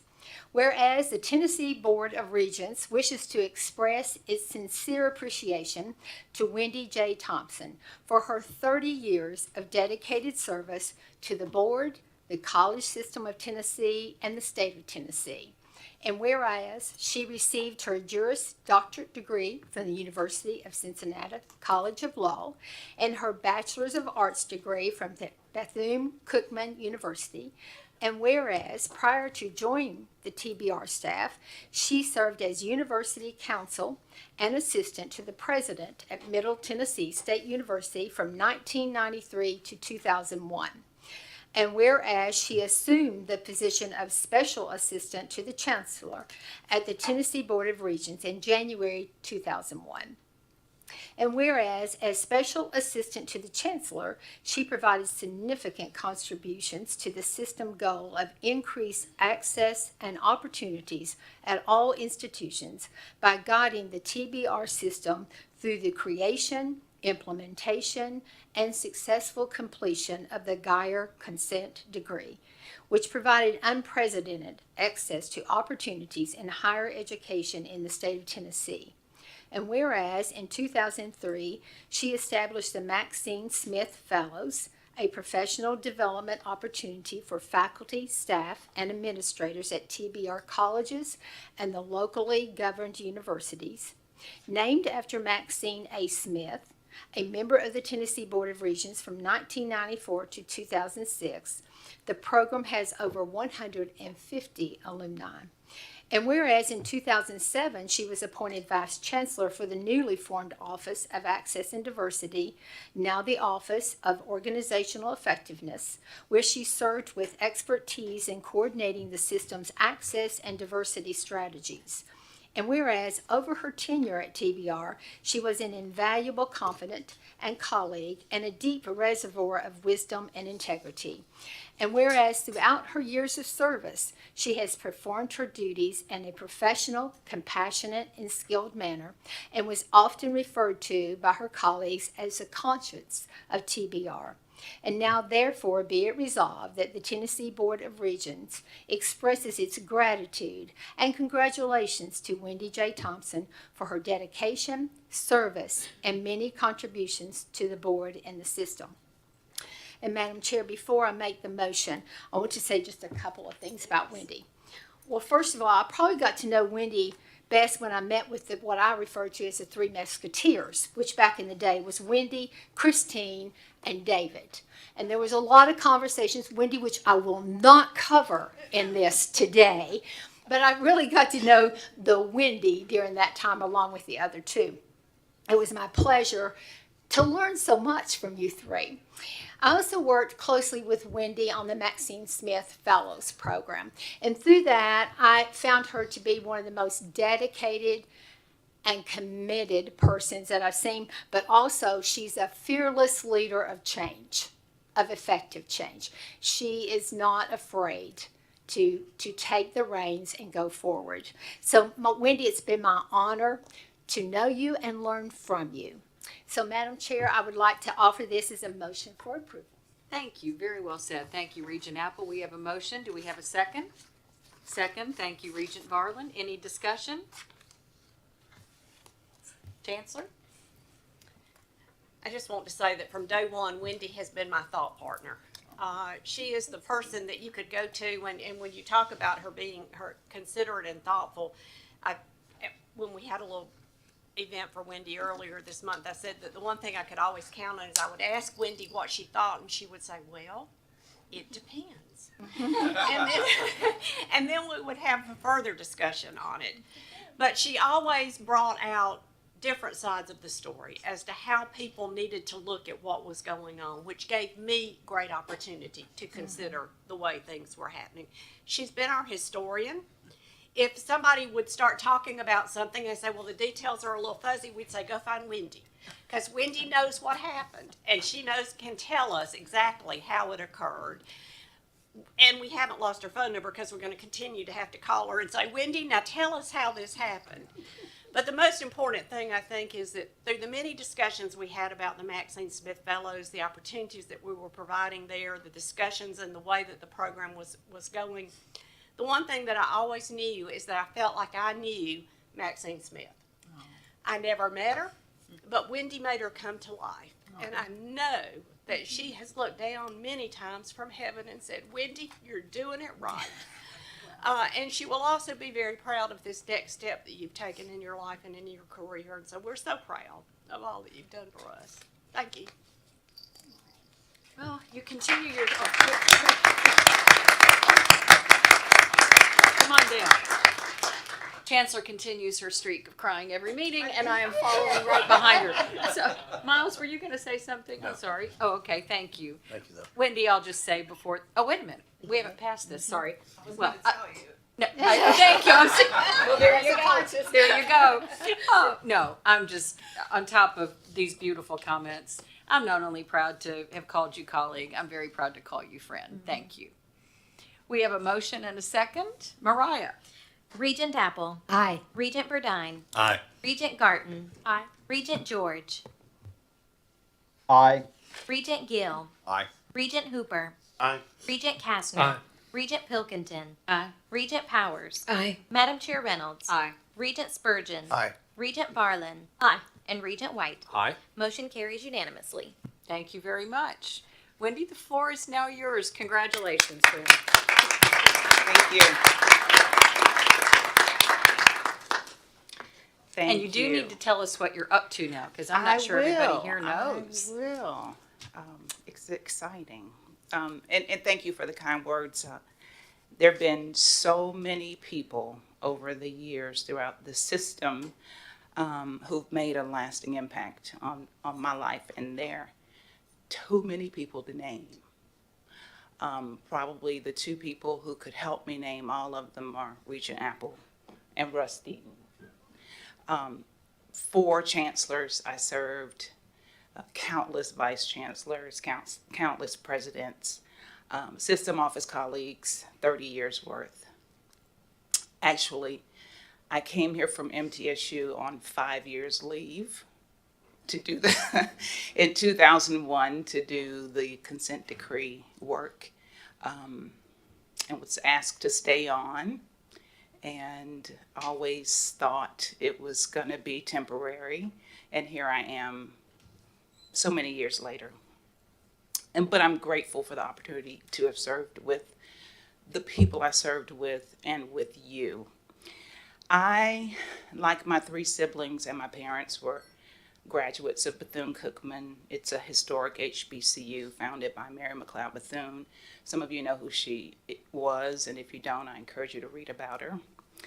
At Bethune-Cookman, there were two required first-year courses, African American history and the Bible.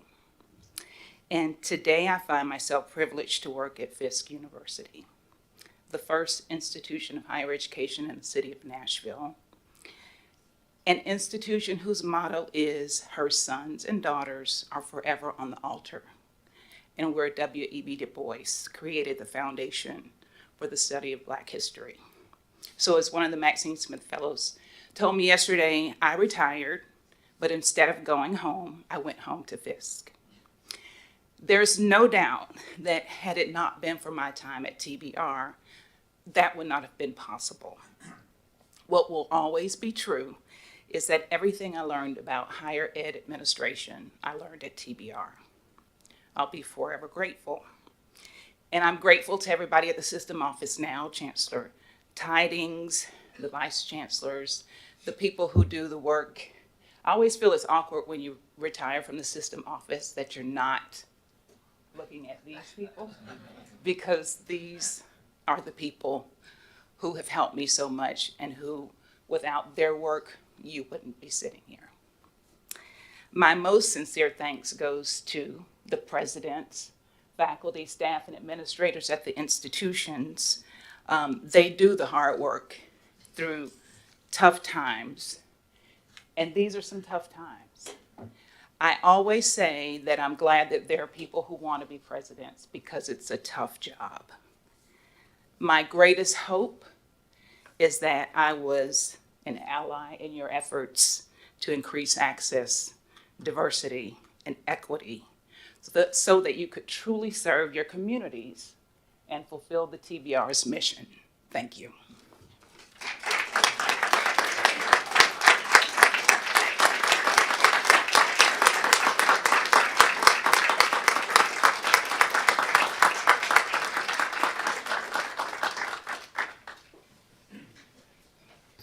I'm struck by, as we have honored all of these folks today, that each of them in their own way has a unique legacy. And for our last resolution today, and we welcome Michael McGee, the husband of Dr. Orinthia Montague, who has joined us this afternoon. While her time with us was not lengthy, her legacy is so strong. And so it is a great honor today to speak of her in this resolution in memoriam of Dr. Orinthia T. Montague. With the board's permission, I would now like to read it. Whereas Dr. Orinthia T. Montague served as president of Volunteer State Community College, leading as a passionate advocate for the college and its students, faculty, staff, and communities for 2 years, until her untimely passing in September 2023. And whereas she had a distinguished career in public higher education prior to accepting the volunteer state appointment, including service as president of Tompkins Cortland Community College in New York, and in leadership positions at Normandale Community College in Minnesota and at the University of Missouri St. Louis. And whereas she earned a PhD in higher education administration at the University of Missouri St. Louis, a Master of Arts in Counseling at Lindenwood College, and a Bachelor of Arts at Truman State University, and used the knowledge and experience she gained to better serve her students. And whereas the Tennessee Board of Regents appointed her the 4th president of Volunteer State on July 27, 2021, and upon assuming the office on September 1, she became affectionately known as Dr. O among students, faculty, and staff alike. And whereas as president, she led the college through a transformation to improve the student experience, participating events on the Gallatin, Cookeville, Livingston, and Springfield campuses with an infectious smile and an emphasis on the word joy. And whereas under her leadership, the college established partnerships with Lipscomb University and the University of Tennessee campuses at Chattanooga and Martin to create new student pathways toward bachelor degrees, as well as a sports medicine partnership with Sumner Regional Medical Center. Whereas, believing in our mission of open access and success for all students, she led the college into the nationwide First Scholars Network at the invitation of the Center for First Generation Student Success.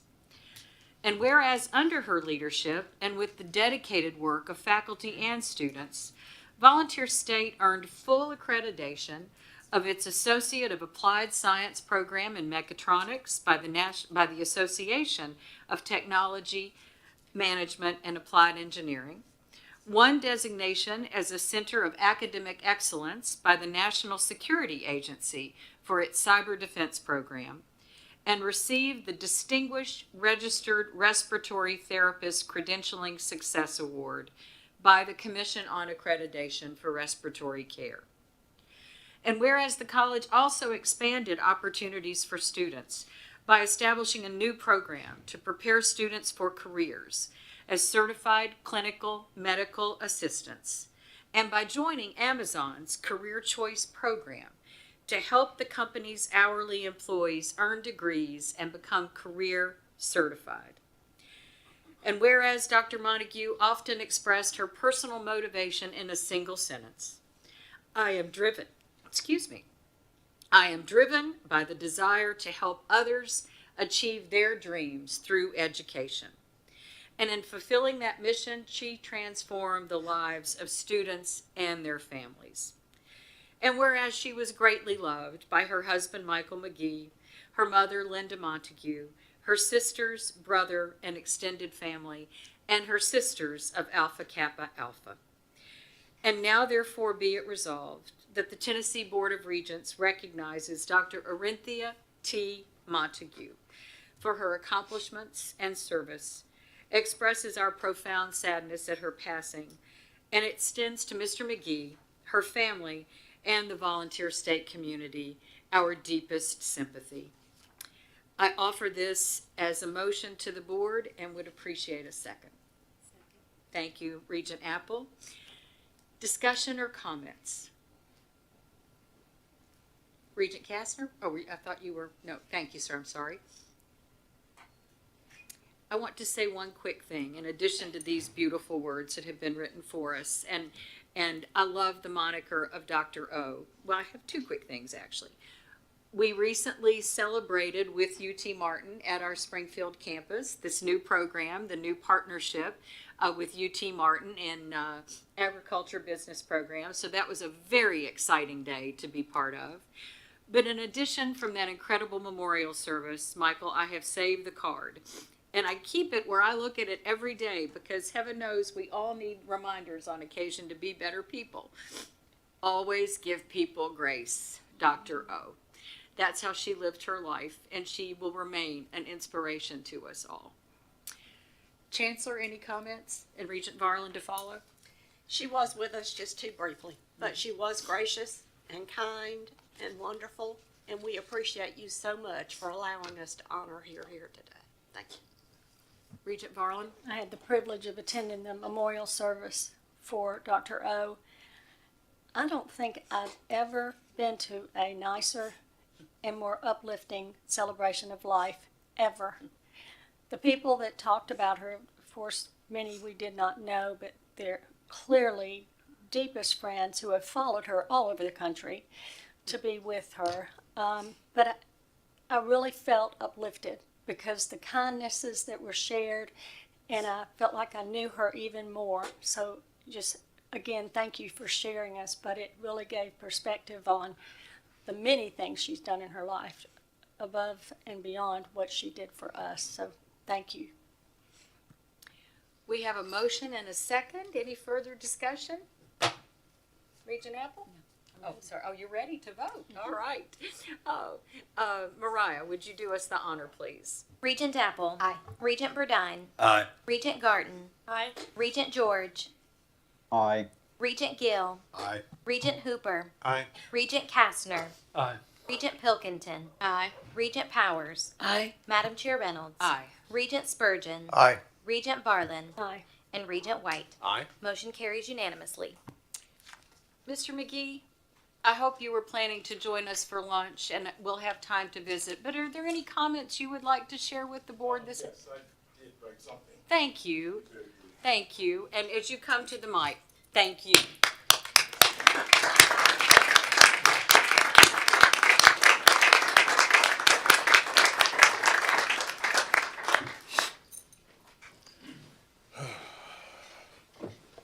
I want to start off by thanking Chancellor Tidings and the Tennessee Board of Regents for all of your support during this difficult time, as well as all of you are gathered here today. I feel my wife would tell me I was being rude if I didn't acknowledge you guys. She was very hospitable that way and wanted to make sure I minded my manners. That was my Orinthia, always keeping me in line with no nonsense ways and her unconditional love. I want to start by saying a few things that speak to my wife's character. She was kind, smart, brilliant, loving, and compassionate. Pretty much all the good words I can think of that applied to my wife. She was everything to me, and I miss her terribly. She knew that I loved her, but I want to express to all of you how much I loved her. Orinthia was a good-hearted person. She truly loved helping others. That is why she put in decades of her life as an educator, hoping to guide and help students achieve their dreams. Somehow, through all that work and daily chaos, she found time to be an amazing wife and the best wife a man could ever ask for. She rarely did things for herself, always wanting to make sure her family, friends, and colleagues were happy, and if there was anything she could do to help them, she would. She never complained about working. As a matter of fact, she was her happiest when she was working. She just had a passion for education. I am a broken man and my better half is gone, but I see her in the faces of all of you and it gives me comfort. Her students at Ball State Community College were so important to her. Her face would light up whenever she saw them and had an opportunity to interact with them. And I hope the momentum and progress at Ball State continues in her absence. She was beautiful inside and out, and when she smiled at me, I felt alive. I was truly blessed to have a woman who loved me and that I loved so much it hurt. I don't know how I'm going to make it without her, but I know she is up there telling me to suck it up, Mike. I'm trying, honey, but it's hard without you here to keep me on track. I know that everyone here loved her, and she is going to be missed, her glowing smile as much as I do. My wife was one of the smartest people I'd ever met, as we watched Jeopardy every day and she answered all the questions. I miss her. I think she is here with us all today. Her family and friends and students were her life. She would do anything to help any of them. We all loved her dearly, and there is a great deal of loss felt within those of us gathered here today. Orinthia was strong until the end, never losing faith, even on some of her most painful days. She did it with that beautiful smile. I have lost my wife, and most of all, my best friend. So today, it is with a heavy heart as well as an honor that I stand before you to honor, recognize, and acknowledge my wife, Dr. Orinthia Teresa Montague. Tennessee Board of Regents will forever hold a place in my heart. Thank you. Thank you.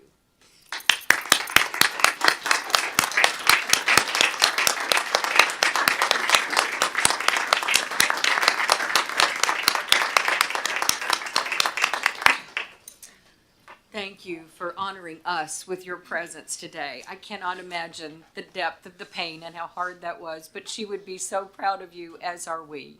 Your Orinthia, as you called her, will always be our Dr. O. Thank you so much, Michael. Chancellor, as we close, is there anything else you need for us to know?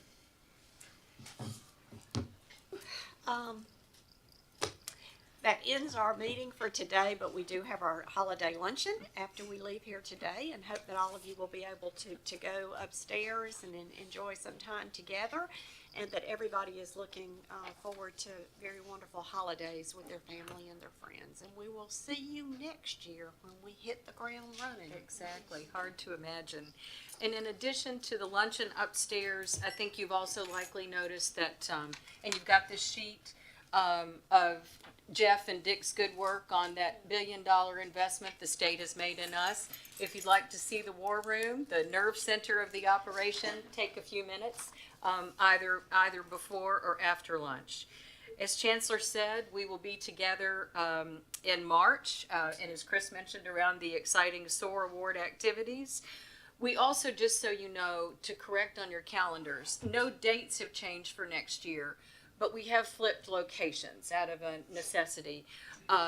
Instead of going to Northeast State in September, we're going there now in June. September are the Bristol races, as Ross and Miles well knows. And so it was a little hard to find a roof to put over our heads for those dates. So we'll head to Northeast State in June, and back to Dyersburg State then in September.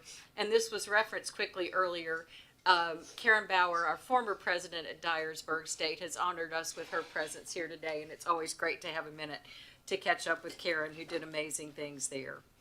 Another quick housekeeping item for those of you who have not completed your financial disclosure form. It is online now, which is a huge help. It is due by the end of January, but if you have a few minutes before the end of this year, it would be ideal to get that done. I don't think you don't want Mariah calling you on New Year's Day, and I know she doesn't want to call you on New Year's Day. Oh. With that, everyone, and Regent George, you were missed today, but thank you for joining us virtually.